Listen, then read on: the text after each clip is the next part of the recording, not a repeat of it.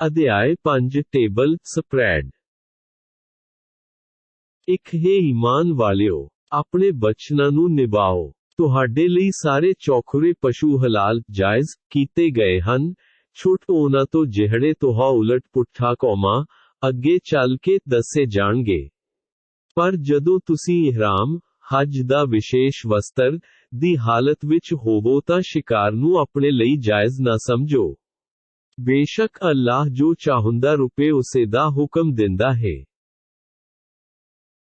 ਦੋਹੇ ਈਮਾਨ ਵਾਲਿਓ, ਅੱਲਾਹ ਦੀਆਂ ਨਿਸ਼ਾਨੀਆਂ ਦਾ ਨਿਰਾਦਰ ਨਾ ਕਰੋ ਅਤੇ ਨਾ ਅਦਬ ਵਾਲੇ ਮਹੀਨਿਆਂ ਦਾ ਅਤੇ ਨਾ ਹੀ ਹਰਮ ਭਾਵ ਖਾਨਾ ਕਾਬਾ ਵਿੱਚ ਕੁਰਬਾਨ ਹੋਣ ਵਾਲੇ ਜਾਨਵਰ ਦਾ, ਜਿਨ੍ਹਾਂ ਦੇ ਗਲੇ ਵਿੱਚ ਕੁਰਬਾਨੀ ਦੇ ਪਟੇ ਪਏ ਹੋਏ ਹਨ, ਅਤੇ ਨਾ ਕਾਬੇ ਵੱਲ ਜਾਣ ਵਾਲੇ ਉਹਨਾਂ ਲੋਕਾਂ ਨੂੰ ਤੰਗ ਕਰੋ ਜਿਹੜੇ ਅੱਲਾਹ ਦੇ ਘਰ ਖਾਨਾ ਕਾਬਾ ਵੱਲ ਆਪਣੇ ਰੱਬ ਦੇ ਫਜ਼ਲ ਅਤੇ ਉਸ ਦੀ ਰਜ਼ਾ ਦੀ ਭਾਲ ਵਿੱਚ ਜਾ ਰਹੇ ਹਨ। ਹਾਂ, ਜਦੋਂ ਤੁਸੀਂ ਇਹਰਾਮ ਉਤਾਰ ਦਿਓ ਤਾਂ ਸ਼ਿਕਾਰ ਕਰ ਸਕਦੇ ਹੋ। ਜਿਨ੍ਹਾਂ ਲੋਕਾਂ ਨੇ ਤੁਹਾ ਉਲਟ ਪੁੱਠਾ ਕੌਮਾਂ ਮਸਜਿਦੇ ਹਰਾਮ ਸਤਿਕਾਰਯੋਗ ਮਸਜਿਦ ਭਾਵ ਖਾਨਾ ਕਾਬਾ ਤੋਂ ਰੋਕਿਆ ਸੀ, ਉਹਨਾਂ ਦੀ ਦੁਸ਼ਮਣੀ ਤੁਹਾਨੂੰ ਇਸ ਗੱਲ ਲਈ ਨਾ ਉਬਾਰੇ ਕਿ ਤੁਸੀਂ ਉਹਨਾਂ ਨਾਲ ਵਧੀਕੀ ਕਰੋ। ਤੁਸੀਂ ਨੇਕੀ ਅਤੇ ਪਰਹੇਜ਼ਗਾਰੀ ਭਾਵ ਬੁਰਾਈਆਂ ਤੋਂ ਬਚਣ ਵਿੱਚ ਇੱਕ ਦੂਜੇ ਦੀ ਸਹਾਇਤਾ ਕਰਦੇ ਰਹੋ, ਪਰੰਤੂ ਗੁਨਾਹ ਅਤੇ ਵਧੀਕੀ ਦੇ ਕੰਮਾਂ ਵਿੱਚ ਸਹਿਯੋਗੀ ਨਾ ਬਣੋ। ਅੱਲਾਹ ਤੋਂ ਡਰਦੇ ਰਹੋ, ਬੇਸ਼ੱਕ ਅੱਲਾਹ ਗੁਨਾਹਾਂ ਤੇ ਵਧੀਕੀ ਕਰਨ ਵਾਲਿਆਂ ਨੂੰ ਕਰੜੀ ਸਜ਼ਾ ਦੇਣ ਵਾਲਾ ਹੈ।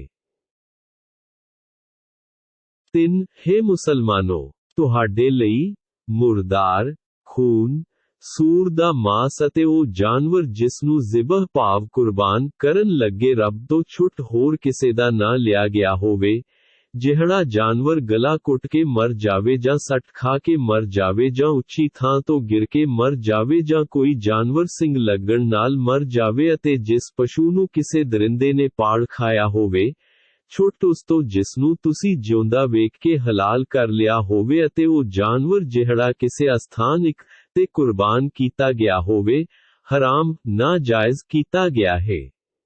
ਤੁਹਾਡੇ ਲਈ ਇਹ ਵੀ ਨਾ ਜਾਇਜ਼ ਹੈ ਕਿ ਤੁਸੀਂ ਕਾਨਿਆਂ ਨਾਲ ਆਪਣੀ ਕਿਸਮਤ ਮਾਲੂਮ ਕਰੋ, ਇਹ ਸਾਰੇ ਕੰਮ ਗੁਨਾਹ ਦੇ ਹਨ। ਅੱਜ ਉਹ ਲੋਕ ਨਿਰਾਸ਼ ਹੋ ਗਏ ਹਨ ਜਿਨ੍ਹਾਂ ਨੇ ਤੁਹਾਡੇ ਦੀਨ ਦਾ ਇਨਕਾਰ ਕੀਤਾ ਹੈ, ਸੋ ਤੁਸੀਂ ਉਹਨਾਂ ਤੋਂ ਨਾ ਡਰੋ ਸਗੋਂ ਮੇਥੋਂ ਹੀ ਡਰੋ। ਅੱਜ ਮੈਨੇ ਅੱਲਾਹ ਨੇ ਤੁਹਾਡੇ ਲਈ ਤੁਹਾਡਾ ਦੀਨ ਧਰਮ ਨੂੰ ਮੁਕੰਮਲ ਕਰ ਦਿੱਤਾ ਹੈ ਅਤੇ ਤੁਹਾਡੇ ਉੱਤੇ ਆਪਣੀ ਨਿਯਮਤ ਪੂਰੀ ਉਤਾਰ ਛੱਡੀ ਹੈ ਅਤੇ ਤੁਹਾਡੇ ਲਈ ਇਸਲਾਮ ਨੂੰ ਧਰਮ ਵਜੋਂ ਪਸੰਦ ਕੀਤਾ ਹੈ। ਜਿਹੜਾ ਕੋਈ ਭੁੱਖ ਤੋਂ ਹਾਲੋਂ ਬੇਹਾਲ ਹੋ ਜਾਵੇ ਜਦੋਂ ਕਿ ਉਸ ਦੀ ਰੁਚੀ ਗੁਨਾਹ ਵੱਲ ਨਾ ਹੋਵੇ, ਅਤੇ ਉਹ ਕੋਈ ਹਰਾਮ ਚੀਜ਼ ਖਾ ਲਵੇ ਤਾਂ ਅਜਿਹੇ ਮੁਸਲਮਾਨ ਲਈ ਬੇਸ਼ੱਕ ਅੱਲਾਹ ਵੱਡਾ ਬਖਸ਼ਣਹਾਰ ਅਤੇ ਰਹਿਮ ਫਰਮਾਉਣ ਵਾਲਾ ਹੈ। 4 ਹੇ ਨਬੀ, ਲੋਕੀ ਤੁਹਾਥੋਂ ਪੁੱਛਦੇ ਹਨ ਕਿ ਰੱਬ ਵੱਲੋਂ ਉਹਨਾਂ ਲਈ ਕੀ ਕੁਝ ਹਲਾਲ ਜਾਇਜ਼ ਕੀਤਾ ਗਿਆ ਹੈ। ਤੁਸੀਂ ਆਖ ਦਿਓ ਕਿ ਸਾਰੀਆਂ ਹੀ ਪਾਕ ਚੀਜ਼ਾਂ ਤੁਹਾਡੇ ਲਈ ਹਲਾਲ ਕੀਤੀਆਂ ਗਈਆਂ ਹਨ, ਅਤੇ ਜਿਹੜੇ ਜਾਨਵਰਾਂ ਨੂੰ ਤੁਸੀਂ ਸ਼ਿਕਾਰ ਕਰਨ ਲਈ ਸਿਖਲਾਈ ਦੇ ਰੱਖੀ ਹੈ, ਭਾਵ ਤੁਸੀਂ ਆਪਣੇ ਸ਼ਿਕਾਰੀ ਜਾਨਵਰਾਂ ਨੂੰ ਉਹ ਕੁਝ ਸਿਖਾਉਂਦੇ ਹੋ ਜਿਸ ਦਾ ਗਿਆਨ ਰੱਬ ਨੇ ਤੁਹਾਨੂੰ ਦਿੱਤਾ ਹੋਇਆ ਹੈ, ਸੋ ਜਿਹੜੇ ਵੀ ਸ਼ਿਕਾਰ ਨੂੰ ਉਹ ਤੁਹਾਡੇ ਲਈ ਫੜੀ ਰੱਖਣ ਤਾਂ ਉਸ ਸ਼ਿਕਾਰ ਕੀਤੇ ਹੋਏ ਜਾਨਵਰ ਨੂੰ ਅੱਲਾਹ ਦਾ ਨਾਂ ਪੜ੍ਹ ਕੇ ਜ਼ਿਬਹ ਕਰੋ, ਫਿਰ ਉਸ ਵਿੱਚੋਂ ਖਾਓ। ਅੱਲਾਹ ਤੋਂ ਡਰਦੇ ਰਿਹਾ ਕਰੋ, ਬੇਸ਼ੱਕ ਅੱਲਾਹ ਛੇਤੀ ਹੀ ਹਿਸਾਬ ਲੈਣ ਵਾਲਾ ਹੈ। 5 ਸਾਰੀਆਂ ਪਾਕ ਚੀਜ਼ਾਂ ਅੱਜ ਤੋਂ ਤੁਹਾਡੇ ਲਈ ਹਲਾਲ ਕਰ ਦਿੱਤੀਆਂ ਗਈਆਂ ਹਨ, ਅਤੇ ਅਹਲੇ ਕਿਤਾਬ ਦਾ ਭੋਜਨ ਯਹੂਦੀ ਅਤੇ ਈਸਾਈਆਂ ਦੇ ਹੱਥੋਂ ਅੱਲਾਹ ਦੇ ਨਾਂ ਤੇ ਜ਼ਿਬਹ ਕੀਤਾ ਗਿਆ ਜਾਨਵਰ ਤੁਹਾਡੇ ਲਈ ਜਾਇਜ਼ ਰੁਪਏ, ਅਤੇ ਤੁਹਾਡਾ ਭੋਜਨ ਉਹਨਾਂ ਲਈ ਜਾਇਜ਼ ਹੈ। ਤੁਹਾਡੇ ਲਈ ਪਾਕ ਪਵਿੱਤਰ ਈਮਾਨ ਵਾਲੀਆਂ ਇਸਤਰੀਆਂ ਤੇ ਉਹਨਾਂ ਦੀਆਂ ਪਾਕ ਪਵਿੱਤਰ ਇਸਤਰੀਆਂ ਵੀ ਹਲਾਲ ਹਨ, ਭਾਵ ਨਿਕਾਹ ਕਰ ਸਕਦੇ ਹੋ, ਜਿਨ੍ਹਾਂ ਨੂੰ ਤੁਹਾਥੋਂ ਪਹਿਲਾਂ ਕਿਤਾਬ ਦਿੱਤੀ ਗਈ ਸੀ, ਪਰ ਇਹ ਉਸ ਸਮੇਂ ਹੈ ਜਦੋਂ ਤੁਸੀਂ ਉਹਨਾਂ ਦੇ ਮਹਿਰ ਅਦਾ ਕਰਕੇ ਉਹਨਾਂ ਨੂੰ ਨਿਕਾਹ ਦੀ ਕੈਦ ਵਿੱਚ ਲੈ ਆਓ।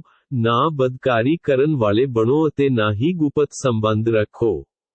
ਜਿਹੜਾ ਕੋਈ ਈਮਾਨ ਤੋਂ ਹੀ ਇਨਕਾਰ ਕਰੇਗਾ ਤਾਂ ਉਸ ਦਾ ਸਾਰਾ ਕੀਤਾ ਕਰਾਇਆ ਬਰਬਾਦ ਹੋਵੇਗਾ ਤੇ ਉਹ ਪਰਲੋਕ ਵਿਖੇ ਘਾਟਾ ਸਹਿਣ ਵਾਲਿਆਂ ਵਿੱਚੋਂ ਹੋਵੇਗਾ।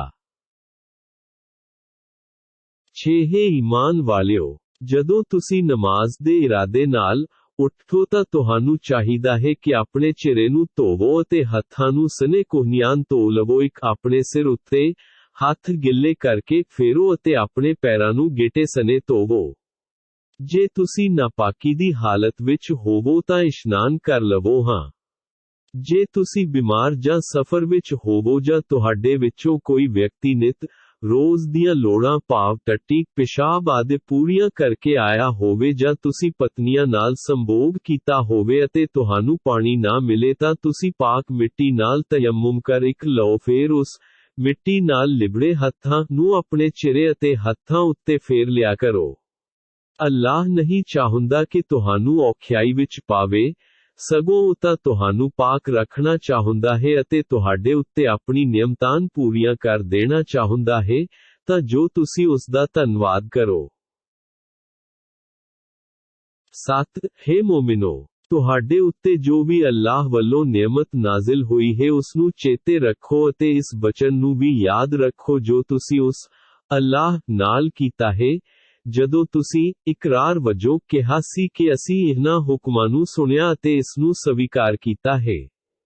ਸੋ ਅੱਲਾਹ ਤੋਂ ਡਰਦੇ ਰਹੋ, ਬੇਸ਼ੱਕ ਅੱਲਾਹ ਦਿਲਾਂ ਵਿੱਚ ਲੁਕੇ ਭੇਤਾਂ ਨੂੰ ਚੰਗੀ ਤਰ੍ਹਾਂ ਜਾਣਦਾ ਹੈ।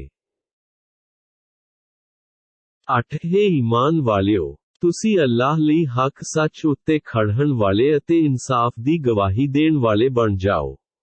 ਕਿਸੇ ਕੌਮ ਦੀ ਦੁਸ਼ਮਣੀ ਤੁਹਾਨੂੰ ਇਸ ਗੱਲ ਤੇ ਨਾ ਉਬਾਰੇ ਕਿ ਤੁਸੀਂ ਇਨਸਾਫ ਹੀ ਨਾ ਕਰ ਸਕੋਨ। ਇਨਸਾਫ ਤੋਂ ਕੰਮ ਲਿਆ ਕਰੋ, ਇਹੋ ਪਰਹੇਜ਼ਗਾਰੀ ਦੇ ਵੱਧ ਨੇੜੇ ਹੈ ਅਤੇ ਅੱਲਾਹ ਤੋਂ ਡਰਦੇ ਰਹੋ। ਸੱਚ ਜਾਣੋ ਕਿ ਅੱਲਾਹ ਤੁਹਾਡੇ ਸਾਰੇ ਕੰਮਾਂ ਦੀ ਜਾਣਕਾਰੀ ਰੱਖਦਾ ਹੈ।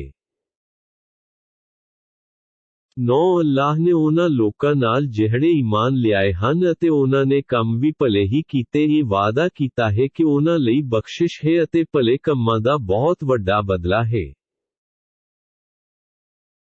1 ਅਤੇ ਜਿਨ੍ਹਾਂ ਲੋਕਾਂ ਨੇ ਕੁਫਰ ਕੀਤਾ ਅਤੇ ਸਾਡੇ ਹੁਕਮਾਂ ਨੂੰ ਝੁਠਲਾਇਆ, ਉਹ ਸਾਰੇ ਲੋਕ ਨਰਕ ਵਿੱਚ ਜਾਣ ਵਾਲੇ ਹਨ। 1 ਹੇ ਈਮਾਨ ਵਾਲਿਓ, ਅੱਲਾਹ ਨੇ ਤੁਹਾਡੇ ਉੱਤੇ ਜਿਹੜੀ ਨਿਯਮਤ ਰੱਬੀ ਮਦਦ ਨਾਜ਼ਿਲ ਕੀਤੀ ਸੀ ਉਸ ਨੂੰ ਚੇਤੇ ਰੱਖੋ। ਜਦੋਂ ਇੱਕ ਕੌਮ ਨੇ ਤੁਹਾਡੇ ਉੱਤੇ ਹੱਥ ਪਾਉਣ ਦੀ ਕੋਸ਼ਿਸ਼ ਕੀਤੀ ਸੀ ਤਾਂ ਅੱਲਾਹ ਨੇ ਉਹਨਾਂ ਦੇ ਹੱਥਾਂ ਨੂੰ ਤੁਹਾਡੇ ਤੱਕ ਪਹੁੰਚਣ ਤੋਂ ਰੋਕ ਦਿੱਤਾ ਸੀ। ਅੱਲਾਹ ਤੋਂ ਡਰਦੇ ਰਹੋ ਅਤੇ ਮੋਮਿਨਾਂ ਨੂੰ ਅੱਲਾਹ ਉੱਤੇ ਹੀ ਭਰੋਸਾ ਕਰਨਾ ਚਾਹੀਦਾ ਹੈ। 2 ਬੇਸ਼ੱਕ ਅੱਲਾਹ ਨੇ ਬਨੀ ਇਸਰਾਈਲ ਤੋਂ ਪੱਕਾ ਬਚਨ ਲਿਆ ਸੀ ਅਤੇ ਅਸੀਂ ਉਹਨਾਂ ਵਿੱਚੋਂ 12 ਸਰਦਾਰ ਨਿਯੁਕਤ ਕੀਤੇ ਸਨ।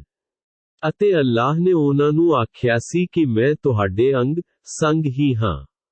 ਜੇ ਤੁਸੀਂ ਨਮਾਜ਼ ਕਾਇਮ ਰੱਖੋਗੇ ਅਤੇ ਜ਼ਕਾਤ ਦਿੰਦੇ ਰਹੋਗੇ ਅਤੇ ਮੇਰੇ ਰਸੂਲਾਂ ਨੂੰ ਮੰਨੋਗੇ ਅਤੇ ਉਹਨਾਂ ਦੀ ਸਹਾਇਤਾ ਕਰਦੇ ਰਹੋਗੇ ਅਤੇ ਅੱਲਾਹ ਨੂੰ ਸੋਹਣਾ ਕਰਜ਼ਾ ਦਿਓਗੇ, ਭਾਵ ਰੱਬ ਦੀ ਰਾਹ ਵਿੱਚ ਖਰਚ ਕਰੋਗੇ, ਤਾਂ ਮੈਂ ਤੁਹਾਡੀਆਂ ਬੁਰਾਈਆਂ ਤੁਹਾਥੋਂ ਦੂਰ ਕਰ ਦੇਵਾਂਗਾ ਅਤੇ ਤੁਹਾਨੂੰ ਉਹਨਾਂ ਸਵਰਗਾਂ ਵਿੱਚ ਲੈ ਕੇ ਜਾਵਾਂਗਾ ਜਿਨ੍ਹਾਂ ਦੇ ਹੇਠ ਨਹਿਰਾਂ ਵਗਦੀਆਂ ਹਨ। ਜੇ ਕਿਸੇ ਨੇ ਫੇਰ ਵੀ ਕੁਫਰ ਕੀਤਾ ਤਾਂ ਅਸਲੋਂ ਉਹ ਸਿੱਧੇ ਰਸਤੇ ਤੋਂ ਭਟਕ ਗਿਆ। 300 ਉਹਨਾਂ ਦੇ ਆਪਣੇ ਹੀ ਕੀਤੇ ਬਚਨਾਂ ਨੂੰ ਭੰਗ ਕਰਨ ਕਾਰਨ ਅਸੀਂ ਉਹਨਾਂ ਬਨੀ ਇਸਰਾਈਲ ਉੱਤੇ ਲਾਨਤਾਂ ਭੇਜੀਆਂ ਅਤੇ ਉਹਨਾਂ ਦੇ ਦਿਲ ਕਠੋਰ ਕਰ ਦਿੱਤੇ ਕਿ ਉਹ ਸਿੱਧੇ ਰਾਹ ਤੁਰ ਹੀ ਨਾ ਸਕਣ। ਉਹ ਰੱਬ ਦੇ ਕਲਾਮ ਦੀ ਰੂਪ ਰੇਖਾ ਬਦਲ ਦਿੰਦੇ ਹਨ ਅਤੇ ਜੋ ਵੀ ਉਹਨਾਂ ਨੂੰ ਹਿਦਾਇਤਾਂ ਕੀਤੀਆਂ ਗਈਆਂ ਸਨ ਉਹਨਾਂ ਦਾ ਇੱਕ ਵੱਡਾ ਹਿੱਸਾ ਉਹਨਾਂ ਨੇ ਭੁਲਾ ਦਿੱਤਾ ਹੈ। ਹੇ ਨਬੀ, ਉਹਨਾਂ ਵਿੱਚ ਕੁਝ ਲੋਕਾਂ ਨੂੰ ਛੱਡ ਕੇ ਦੂਜਿਆਂ ਵੱਲੋਂ ਹੇਰਾ ਫੇਰੀ ਕਰਨ ਦੀ ਸੂਚਨਾ ਆਮ ਕਰਕੇ ਤੁਹਾਨੂੰ ਮਿਲਦੀ ਰਹਿੰਦੀ ਹੈ। ਸੋ ਤੁਸੀਂ ਉਹਨਾਂ ਨੂੰ ਖਿਮਾ ਬਖਸ਼ੋ ਅਤੇ ਉਹਨਾਂ ਦੀਆਂ ਕਰਤੂਤਾਂ ਤੋਂ ਅਣਦੇਖੀ ਕਰ ਦਿਓ। ਬੇਸ਼ੱਕ ਅੱਲਾਹ ਉਪਕਾਰ ਕਰਨ ਵਾਲਿਆਂ ਨੂੰ ਪਸੰਦ ਕਰਦਾ ਹੈ। 4 ਜਿਹੜੇ ਆਪਣੇ ਆਪ ਨੂੰ ਨਸਰਾਨੀ, ਈਸਾਈ ਆਖਵਾਉਂਦੇ ਹਨ, ਅਸੀਂ ਉਹਨਾਂ ਤੋਂ ਵੀ ਹੁਕਮਾਂ ਦੀ ਪਾਲਣਾ ਕਰਨ ਦਾ ਬਚਨ ਦੋ ਲਿਆ ਸੀ, ਪਰੰਤੂ ਜਿਸ ਗੱਲ ਲਈ ਉਹਨਾਂ ਤੋਂ ਬਚਨ ਲਿਆ ਗਿਆ ਸੀ ਉਸ ਦਾ ਇੱਕ ਵੱਡਾ ਭਾਗ ਉਹਨਾਂ ਨੇ ਭੁਲਾ ਦਿੱਤਾ। ਸੋ ਫੇਰ ਅਸੀਂ ਵੀ ਉਹਨਾਂ ਵਿਚਾਲੇ ਕਿਆਮਤ ਤੱਕ ਲਈ ਦੁਸ਼ਮਣੀ ਤੇ ਈਰਖਾ ਪਾ ਛੱਡੀ ਅਤੇ ਉਹ ਜੋ ਵੀ ਕਰਦੇ ਹਨ ਅੱਲਾਹ ਉਹਨਾਂ ਨੂੰ ਛੇਤੀ ਹੀ ਉਹਨਾਂ ਦੀਆਂ ਕਰਤੂਤਾਂ ਤੋਂ ਜਾਣੂ ਕਰ ਦੇਵੇਗਾ।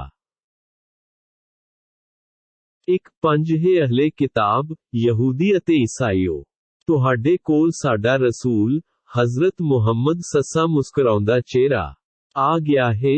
ਉਹ ਤੁਹਾਨੂੰ ਅੱਲਾਹ ਦੀਆਂ ਕਿਤਾਬਾਂ, ਤੌਰਾਤ ਅਤੇ ਇੰਜੀਲ ਦੀਆਂ ਬਹੁਤ ਸਾਰੀਆਂ ਗੱਲਾਂ ਸਪਸ਼ਟ ਕਰ ਰਿਹਾ ਹੈ ਜਿਨ੍ਹਾਂ ਨੂੰ ਤੁਸੀਂ ਲੁਕਾ ਰਹੇ ਸੀ ਅਤੇ ਵਧੇਰੀਆਂ ਗੱਲਾਂ ਤੋਂ ਅਣਦੇਖੀ ਕਰ ਰਿਹਾ ਹੈ। ਬੇਸ਼ੱਕ ਤੁਹਾਡੇ ਕੋਲ ਅੱਲਾਹ ਵੱਲੋਂ ਚਾਨਣ ਅਤੇ ਸੱਚ, ਝੂਠ ਨੂੰ ਸਪਸ਼ਟ ਕਰਨ ਵਾਲੀ ਕਿਤਾਬ, ਪਵਿੱਤਰ ਕੁਰਾਨ ਆ ਗਈ ਹੈ। ਇਸ ਕੁਰਾਨ ਰਾਹੀਂ ਅੱਲਾਹ ਉਹਨਾਂ ਲੋਕਾਂ ਨੂੰ, ਜਿਹੜੇ ਰੱਬ ਦੀ ਰਜ਼ਾ ਦੇ ਚਾਹਵਾਨ ਹਨ, ਸਿੱਧੇ ਰਾਹ ਦੀ ਅਗਵਾਈ ਕਰਦਾ ਹੈ ਅਤੇ ਆਪਣੀ ਆਗਿਆ ਨਾਲ ਹੀ ਉਹਨਾਂ ਨੂੰ ਹਨੇਰਿਆਂ ਚੋਂ ਕੱਢ ਕੇ ਰੋਸ਼ਨੀ ਵੱਲ ਲੈ ਕੇ ਜਾਂਦਾ ਹੈ ਅਤੇ ਉਹਨਾਂ ਨੂੰ ਸਿੱਧੇ ਰਾਹ ਵੱਲ ਲੈ ਕੇ ਜਾਂਦਾ ਹੈ। ਸੱਤ ਬੇਸ਼ੱਕ ਉਹ ਲੋਕ ਰੱਬ ਦੇ ਇਨਕਾਰੀ ਹੋ ਗਏ ਜਿਨ੍ਹਾਂ ਨੇ ਕਿਹਾ ਕਿ ਬੇਸ਼ੱਕ ਅੱਲਾਹ ਤਾਂ ਉਹੀ ਮਸੀਹ, ਮਰੀਮ ਦਾ ਪੁੱਤਰ ਹੈ। ਹੇ ਨਬੀ, ਜੇਕਰ ਅੱਲਾਹ ਮਰੀਮ ਦੇ ਪੁੱਤਰ ਮਸੀਹ ਨੂੰ ਅਤੇ ਉਸ ਦੀ ਮਾਤਾ ਨੂੰ ਅਤੇ ਧਰਤੀ ਉੱਤੇ ਵਸਣ ਵਾਲੇ ਸਾਰੇ ਹੀ ਲੋਕਾਂ ਨੂੰ ਹਲਾਕ ਕਰ ਦੇਵੇ, ਤਾਂ ਕੌਣ ਹੈ ਜਿਹੜਾ ਅੱਲਾਹ ਨੂੰ ਇਸ ਗੱਲ ਤੋਂ ਰੋਕਣ ਦਾ ਅਧਿਕਾਰ ਰੱਖਦਾ ਹੈ? ਆਕਾਸ਼ ਅਤੇ ਧਰਤੀ ਅਤੇ ਇਹਨਾਂ ਦੋਵਾਂ ਦੇ ਵਿਚਾਲੇ ਜੋ ਕੁਝ ਵੀ ਹੈ ਉਹਨਾਂ ਸਭ ਦਾ ਮਾਲਿਕ ਅੱਲਾਹ ਹੀ ਹੈ। ਉਹ ਜੋ ਵੀ ਚਾਹੁੰਦਾ ਹੈ ਪੈਦਾ ਕਰਦਾ ਹੈ ਅਤੇ ਹਰੇਕ ਚੀਜ਼ ਅੱਲਾਹ ਦੇ ਵਸ ਵਿੱਚ ਹੈ। 8 ਯਹੂਦੀ ਅਤੇ ਈਸਾਈ ਆਖਦੇ ਹਨ ਕਿ ਅਸੀਂ ਅੱਲਾਹ ਦੇ ਪੁੱਤਰ ਅਤੇ ਉਸ ਦੇ ਲਾਡਲੇ ਹਾਂ। ਤੁਸੀਂ ਹੈ ਨਬੀ, ਉਹਨਾਂ ਤੋਂ ਪੁੱਛੋ ਕਿ ਜੇ ਇਹ ਗੱਲ ਹੈ ਤਾਂ ਫੇਰ ਉਹ ਤੁਹਾਡੇ ਪਾਪਾਂ ਦੀ ਸਜ਼ਾ ਕਿਉਂ ਦਿੰਦਾ ਹੈ? ਨਹੀਂ ਸਗੋਂ ਤੁਸੀਂ ਵੀ ਉਸ ਅੱਲਾਹ ਦੀ ਰਚਨਾ ਵਿੱਚੋਂ ਇੱਕ ਮਨੁੱਖੀ ਰਚਨਾ ਹੋ। ਉਹ ਜਿਸ ਨੂੰ ਚਾਹੁੰਦਾ ਹੈ ਬਖਸ਼ ਦਿੰਦਾ ਹੈ ਅਤੇ ਜਿਸ ਨੂੰ ਚਾਹੁੰਦਾ ਰੁਪਏ ਸਜ਼ਾ ਦੇ ਦਿੰਦਾ ਹੈ। ਆਕਾਸ਼ ਅਤੇ ਧਰਤੀ ਅਤੇ ਇਹਨਾਂ ਦੇ ਵਿਚਾਲੇ ਦੀ ਹਰੇਕ ਚੀਜ਼ ਦਾ ਮਾਲਿਕ ਅੱਲਾਹ ਹੀ ਹੈ ਅਤੇ ਤੁਸੀਂ ਸਭ ਨੇ ਉਸੇ ਵੱਲ ਮੁੜ ਕੇ ਜਾਣਾ ਹੈ। 9 ਹੈ ਕਿਤਾਬ ਵਾਲਿਓ, ਤੁਹਾਡੇ ਕੋਲ ਸਾਡਾ ਰਸੂਲ ਹਜ਼ਰਤ ਮੁਹੰਮਦ ਆ ਗਿਆ ਹੈ, ਜਿਹੜਾ ਰਸੂਲਾਂ ਦੇ ਕਾਫੀ ਦੇਰ ਮਗਰੋਂ ਆਇਆ ਹੈ, ਜੋ ਤੁਹਾਡੇ ਲਈ ਸਾਡੀਆਂ ਗੱਲਾਂ, ਸਿੱਖਿਆਵਾਂ ਨੂੰ ਵਿਸਥਾਰਪੂਰਵਕ ਬਿਆਨ ਕਰਦਾ ਹੈ ਤਾਂ ਜੋ ਤੁਸੀਂ ਇਹ ਨਾ ਕਹਿ ਸਕੋ ਕਿ ਸਾਡੇ ਕੋਲ ਤਾਂ ਕੋਈ ਸਵਰਗ ਦੀਆਂ ਖੁਸ਼ਖਬਰੀਆਂ ਸੁਣਾਉਣ ਵਾਲਾ ਤੇ ਨਰਕ ਤੋਂ ਡਰਾਉਣ ਵਾਲਾ ਕੋਈ ਆਇਆ ਹੀ ਨਹੀਂ ਸੀ। ਸੋ ਹੁਣ ਖੁਸ਼ਖਬਰੀਆਂ ਦੇਣ ਵਾਲਾ ਅਤੇ ਡਰਾਉਣ ਵਾਲਾ ਆ ਗਿਆ ਹੈ। 1 ਅੱਲਾਹ ਹਰ ਚੀਜ਼ ਉੱਤੇ ਪੂਰੀ ਕੁਦਰਤ ਰੱਖਦਾ ਹੈ। 2 ਯਾਦ ਕਰੋ ਜਦੋਂ ਮੂਸਾ ਨੇ ਆਪਣੀ ਕੌਮ ਨੂੰ ਆਖਿਆ ਸੀ ਕਿ ਇਹ ਮੇਰੀ ਕੌਮ, ਅੱਲਾਹ ਦੇ ਉਸ ਅਹਿਸਾਨ ਨੂੰ ਯਾਦ ਕਰੋ ਜਿਹੜਾ ਉਸਨੇ ਤੁਹਾਡੇ ਉੱਤੇ ਕੀਤਾ ਹੈ, ਜਦੋਂ ਕਿ ਉਸਨੇ ਤੁਹਾਡੇ ਵਿੱਚੋਂ ਪੈਗੰਬਰ ਬਣਾਏ, ਤੁਹਾਨੂੰ ਹਕੂਮਤਾਂ ਵੀ ਬਖਸ਼ੀਆਂ ਅਤੇ ਤੁਹਾਨੂੰ ਉਹ ਕੁਝ ਦਿੱਤਾ ਜੋ ਸੰਸਾਰ ਵਿੱਚ ਹੋਰ ਕਿਸੇ ਨੂੰ ਨਹੀਂ ਸੀ ਦਿੱਤਾ। 2 ਹੈ ਮੇਰੀ ਕੌਮ, ਇਸ ਪਵਿੱਤਰ ਧਰਤੀ, ਫਲਸਤੀਨ, ਵਿੱਚ ਦਾਖਲ ਹੋ ਜਾਓ ਜਿਹੜੀ ਅੱਲਾਹ ਨੇ ਤੁਹਾਡੇ ਨਾਂ ਲਿਖ ਛੱਡੀ ਹੈ। ਤੁਸੀਂ ਜਿਹਾਦ ਤੋਂ ਪਿੱਠ ਨਾ ਫੇਰ ਲੈਣ, ਨਹੀਂ ਤਾਂ ਤੁਸੀਂ ਘਾਟੇ ਵਿੱਚ ਰਹੋਗੇ। 2 ਉਹਨਾਂ ਨੇ ਜਵਾਬ ਦਿੱਤਾ ਕਿ ਇਹ ਮੂਸਾ, ਉੱਥੇ ਤਾਂ ਵਧੇਰੇ ਹੀ ਸ਼ਕਤੀਸ਼ਾਲੀ ਲੋਕ ਰਹਿੰਦੇ ਹਨ। ਉਹ ਜਦੋਂ ਤੱਕ ਉੱਥੋਂ ਨਿਕਲ ਨਹੀਂ ਜਾਂਦੇ, ਅਸੀਂ ਉੱਥੇ ਉੱਕਾ ਹੀ ਨਹੀਂ ਜਾਵਾਂਗੇ। ਹਾਂ, ਜੇ ਉਹ ਉੱਥੋਂ ਨਿਕਲ ਜਾਣ ਫੇਰ ਅਸੀਂ ਖੁਸ਼ੀ ਨਾਲ ਦਾਖਲ ਹੋਵਾਂਗੇ। 2 ਉਹਨਾਂ ਵਿੱਚੋਂ 2 ਵਿਅਕਤੀ, ਜੋ ਰੱਬ ਤੋਂ ਡਰਨ ਵਾਲਿਆਂ ਵਿੱਚੋਂ ਸਨ ਅਤੇ ਜਿਨ੍ਹਾਂ ਉੱਤੇ ਰੱਬ ਦੀ ਮਿਹਰ ਸੀ, ਉਹ ਬੋਲੇ, ਤੁਸੀਂ ਉਹਨਾਂ ਦੇ ਮੁਕਾਬਲੇ ਲਈ ਬੂਹੇ ਤੱਕ ਤਾਂ ਪਹੁੰਚੋ। ਜਦੋਂ ਤੁਸੀਂ ਬੂਹੇ ਵਿੱਚ ਦਾਖਲ ਹੋਵੋਗੇ ਤਾਂ ਲਾਜ਼ਮਨ ਤੁਸੀਂ ਹੀ ਭਾਰੂ ਰਹੋਗੇ। ਜੇ ਤੁਸੀਂ ਸੱਚੇ ਮੋਮਿਨ ਹੋ ਤਾਂ ਤੁਹਾਨੂੰ ਅੱਲਾਹ ਉੱਤੇ ਹੀ ਭਰੋਸਾ ਕਰਨਾ ਚਾਹੀਦਾ ਹੈ। 2 ਉਹ ਆਖਣ ਲੱਗੇ ਕਿ ਇਹ ਮੂਸਾ, ਜਦੋਂ ਤੱਕ ਉਹ ਉੱਥੇ ਹਨ ਉਦੋਂ ਤੱਕ ਅਸੀਂ ਉਸ ਧਰਤੀ ਵਿੱਚ ਨਹੀਂ ਦਾਖਲ ਹੋਵਾਂਗੇ। ਸੋ ਤੂੰ ਤੇ ਤੇਰਾ ਰੱਬ, ਦੋਵੇਂ ਹੀ ਜਾਓ ਤੇ ਉਹਨਾਂ ਨਾਲ ਲੜੋ, ਅਸੀਂ ਤਾਂ ਇੱਥੇ ਹੀ ਬੈਠੇ ਹਾਂ। 2 ਮੂਸਾ ਨੇ ਆਖਿਆ ਕਿ ਇਹ ਰੱਬਾ, ਮੈਨੂੰ ਤਾਂ ਛੁੱਟ ਆਪਣੇ ਆਪ ਤੋਂ ਅਤੇ ਆਪਣੇ ਭਰਾ ਹਾਰੂਨ ਤੋਂ ਹੋਰ ਕਿਸੇ ਤੇ ਕੋਈ ਜ਼ੋਰ ਨਹੀਂ, ਸੋ ਤੂੰ ਸਾਨੂੰ ਇਸ ਅਵਗਿਆਕਾਰੀ ਕੌਮ ਤੋਂ ਅੱਡ ਕਰ ਦੇ। 2 ਅੱਲਾਹ ਨੇ ਫਰਮਾਇਆ ਕਿ ਹੁਣ ਇਹਨਾਂ ਲਈ ਇਹ ਪਵਿੱਤਰ ਧਰਤੀ 40 ਸਾਲਾਂ ਤੀਕ ਹਰਾਮ ਕਰ ਦਿੱਤੀ ਗਈ। ਹੁਣ ਇਹ ਇੱਧਰ ਉੱਧਰ ਭਟਕੇ ਹੋਏ ਫਿਰਦੇ ਰਹਿਣਗੇ, ਸੋ ਤੁਸੀਂ ਇਹਨਾਂ ਨਾ ਫਰਮਾਨ ਲੋਕਾਂ ਦੀ ਚਿੰਤਾ ਨਾ ਕਰੋ। 2:7 ਹੇ ਨਬੀ, ਤੁਸੀਂ ਇਹਨਾਂ ਨਾ ਫਰਮਾਨਾਂ ਨੂੰ ਆਦਮ ਦੇ ਪੁੱਤਰਾਂ ਹਾਬੀਲ ਤੇ ਕਾਬੀਲ ਦਾ ਕਿੱਸਾ ਵੀ ਠੀਕ ਸੁਣਾ ਦਿਓ। ਜਦੋਂ ਉਹਨਾਂ ਦੋਵਾਂ ਨੇ ਰੱਬ ਦੇ ਹਜ਼ੂਰ ਇੱਕ ਕੁਰਬਾਨੀ ਪੇਸ਼ ਕੀਤੀ ਤਾਂ ਇਹਨਾਂ ਵਿੱਚੋਂ ਇੱਕ ਹਾਬੀਲ ਦੀ ਕੁਰਬਾਨੀ ਕਬੂਲ ਹੋ ਗਈ ਅਤੇ ਦੂਜੇ ਕਾਬੀਲ ਦੀ ਕਬੂਲ ਨਾ ਹੋਈ, ਤਾਂ ਉਹ ਈਰਖਾ ਵਿੱਚ ਆ ਕੇ ਕਹਿਣ ਲੱਗਾ ਕਿ ਮੈਂ ਤਾਂ ਤੈਨੂੰ ਮਾਰ ਦੇਵਾਂਗਾ। ਇੱਕ ਤਾਂ ਉਸਨੇ ਜਿਸ ਦੀ ਕੁਰਬਾਨੀ ਕਬੂਲ ਹੋਈ ਸੀ ਕਿਹਾ ਕਿ ਅੱਲਾਹ ਤਾਂ ਉਸ ਤੋਂ ਡਰਨ ਵਾਲਿਆਂ ਦੀ ਹੀ ਕੁਰਬਾਨੀ ਕਬੂਲ ਕਰਦਾ ਹੈ। 2:8 ਜੇ ਤੂੰ ਮੈਨੂੰ ਕਤਲ ਕਰਨ ਦੇ ਇਰਾਦੇ ਨਾਲ ਮੇਰੇ ਉੱਤੇ ਹੱਥ ਚੁੱਕੇਗਾ, ਮੈਂ ਫੇਰ ਵੀ ਤੈਨੂੰ ਕਤਲ ਕਰਨ ਲਈ ਆਪਣਾ ਹੱਥ ਨਹੀਂ ਚੁੱਕਾਂਗਾ। ਬੇਸ਼ੱਕ ਮੈਂ ਤਾਂ ਅੱਲਾਹ ਤੋਂ, ਜੋ ਸਾਰੇ ਸੰਸਾਰ ਦਾ ਪਾਲਣਹਾਰ ਹੈ, ਡਰਦਾ ਹਾਂ। 2:9 ਮੈਂ ਚਾਹੁੰਦਾ ਹਾਂ ਕਿ ਤੂੰ ਮੇਰਾ ਗੁਨਾਹ ਅਤੇ ਆਪਣਾ ਗੁਨਾਹ ਦੋਵੇਂ ਆਪਣੇ ਸਿਰ ਲੈ ਲਵੇਂ ਅਤੇ ਨਰਕੀਆਂ ਵਿੱਚ ਜਾ ਰਲੇ। ਜ਼ਾਲਮਾਂ ਦਾ ਇਹੋ ਬਦਲਾ ਹੈ। 3:0 ਇੰਜ ਉਸਦੇ ਜੀ ਨੇ ਉਸਨੂੰ ਆਪਣੇ ਭਰਾ ਨੂੰ ਕਤਲ ਕਰਨ ਲਈ ਤਿਆਰ ਕਰ ਲਿਆ, ਸੋ ਉਸਨੇ ਕਤਲ ਕਰ ਦਿੱਤਾ, ਜਿਸ ਨਾਲ ਉਹ ਘਾਟਾ ਉਠਾਉਣ ਵਾਲਿਆਂ ਵਿੱਚ ਜਾ ਰਲਿਆ। 3:1 ਜਦੋਂ ਉਸਨੂੰ ਲਾਸ਼ ਦੀ ਚਿੰਤਾ ਹੋਈ, ਫੇਰ ਅੱਲਾਹ ਨੇ ਉੱਥੇ ਇੱਕ ਕਾਂ ਭੇਜਿਆ, ਜੋ ਆਪਣੇ ਪੰਜਿਆਂ ਨਾਲ ਧਰਤੀ ਨੂੰ ਪੁੱਟ ਰਿਹਾ ਸੀ, ਤਾਂ ਜੋ ਉਸਨੂੰ ਵਿਖਾਏ ਕਿ ਉਹ ਆਪਣੇ ਭਰਾ ਦੀ ਲੋਥ ਲਾਸ਼ ਨੂੰ ਕਿਵੇਂ ਲੁਕਾਵੇ। ਫੇਰ ਉਹ ਕਾਬੀਲ ਕਹਿਣ ਲੱਗਿਆ ਕਿ ਅਫਸੋਸ, ਮੈਂ ਤਾਂ ਇਸ ਕਾਂ ਵਰਗਾ ਵੀ ਨਾ ਹੋ ਸਕਿਆ ਕਿ ਆਪਣੇ ਭਰਾ ਦੀ ਲੋਥ ਨੂੰ ਦਫਨਾ ਦਿੰਦਾ। ਸੋ ਉਹ ਪਛਤਾਉਣ ਵਾਲਿਆਂ ਵਿੱਚੋਂ ਹੋ ਗਿਆ।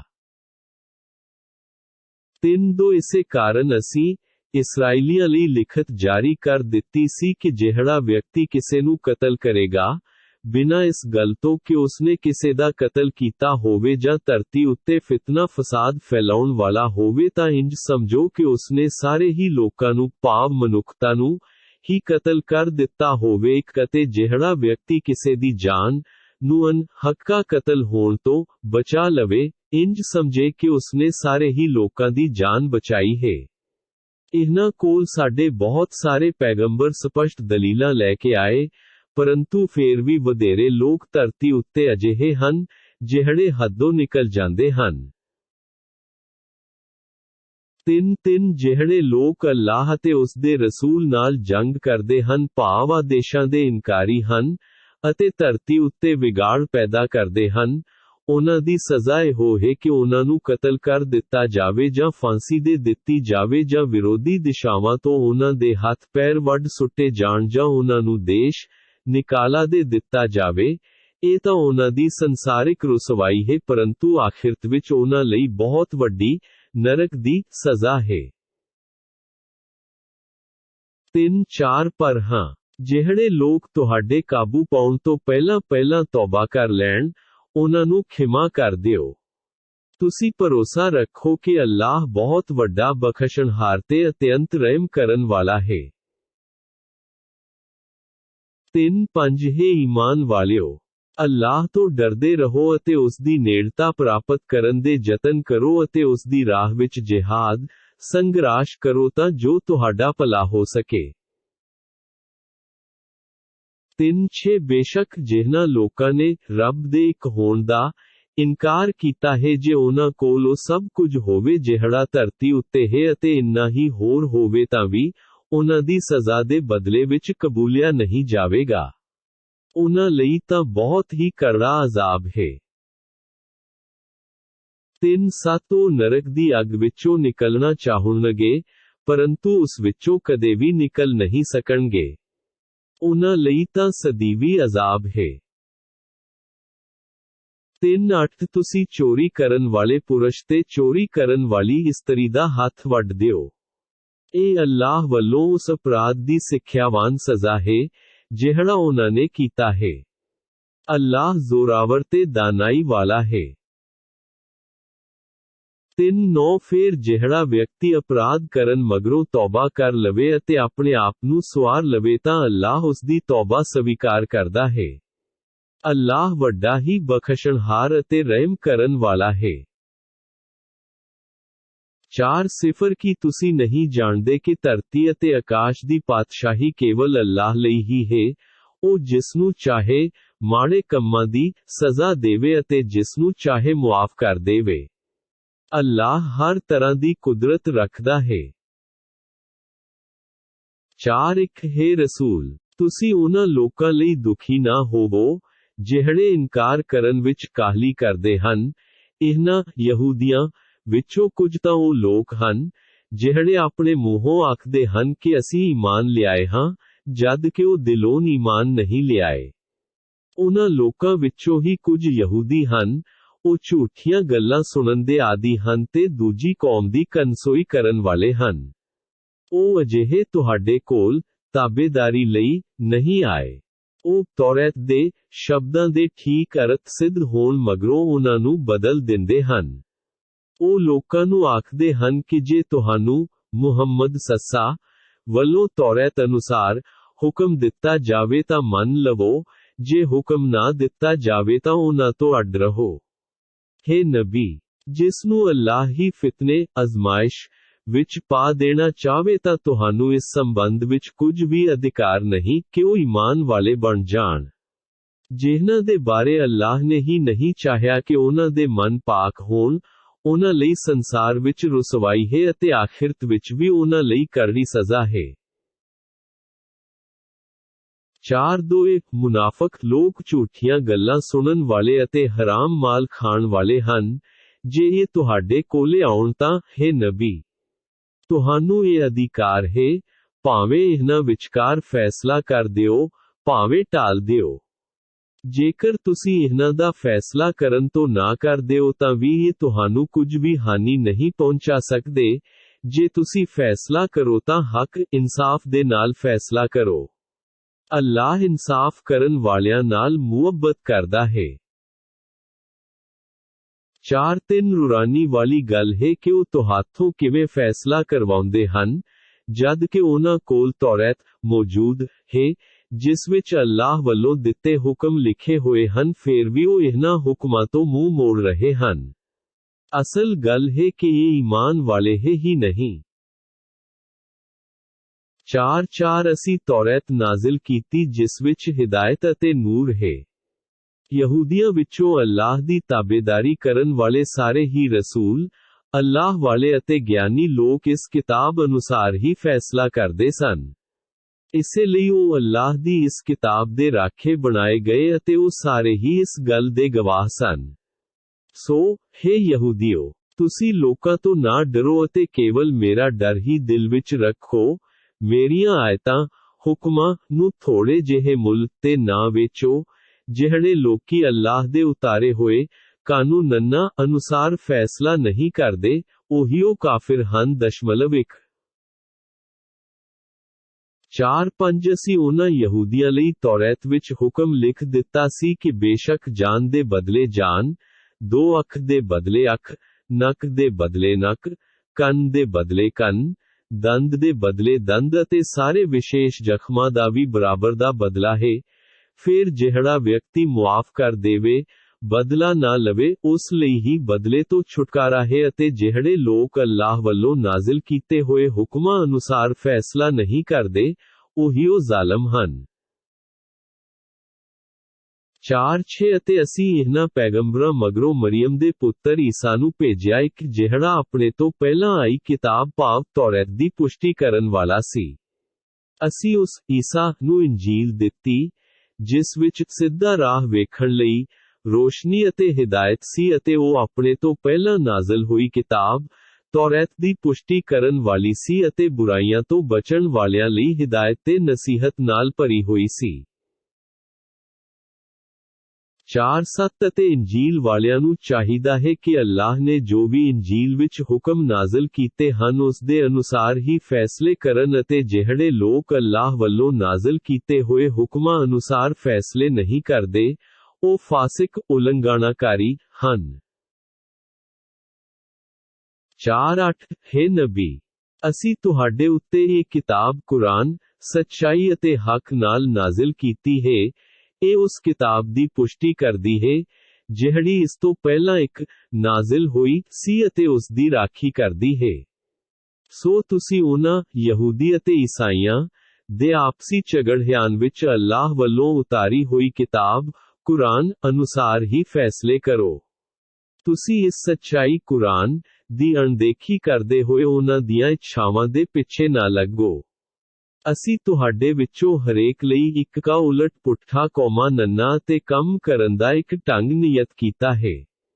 ਜੇ ਅੱਲਾਹ ਚਾਹੁੰਦਾ ਤਾਂ ਤੁਹਾਨੂੰ ਸਾਰਿਆਂ ਨੂੰ ਇੱਕ ਹੀ ਉਮਤ ਬਣਾ ਦਿੰਦਾ, ਪਰੰਤੂ ਉਹ ਤਾਂ ਚਾਹੁੰਦਾ ਰੁਪਏ ਕਿ ਇਸ ਕਿਤਾਬ ਰਾਹੀਂ ਤੁਹਾਨੂੰ ਪਰਖੇ ਸੋ ਤੁਸੀਂ ਨੇਕੀਆਂ ਵਿੱਚ ਇੱਕ ਦੂਜੇ ਤੋਂ ਅਗਾਂਹ ਵਧੋ।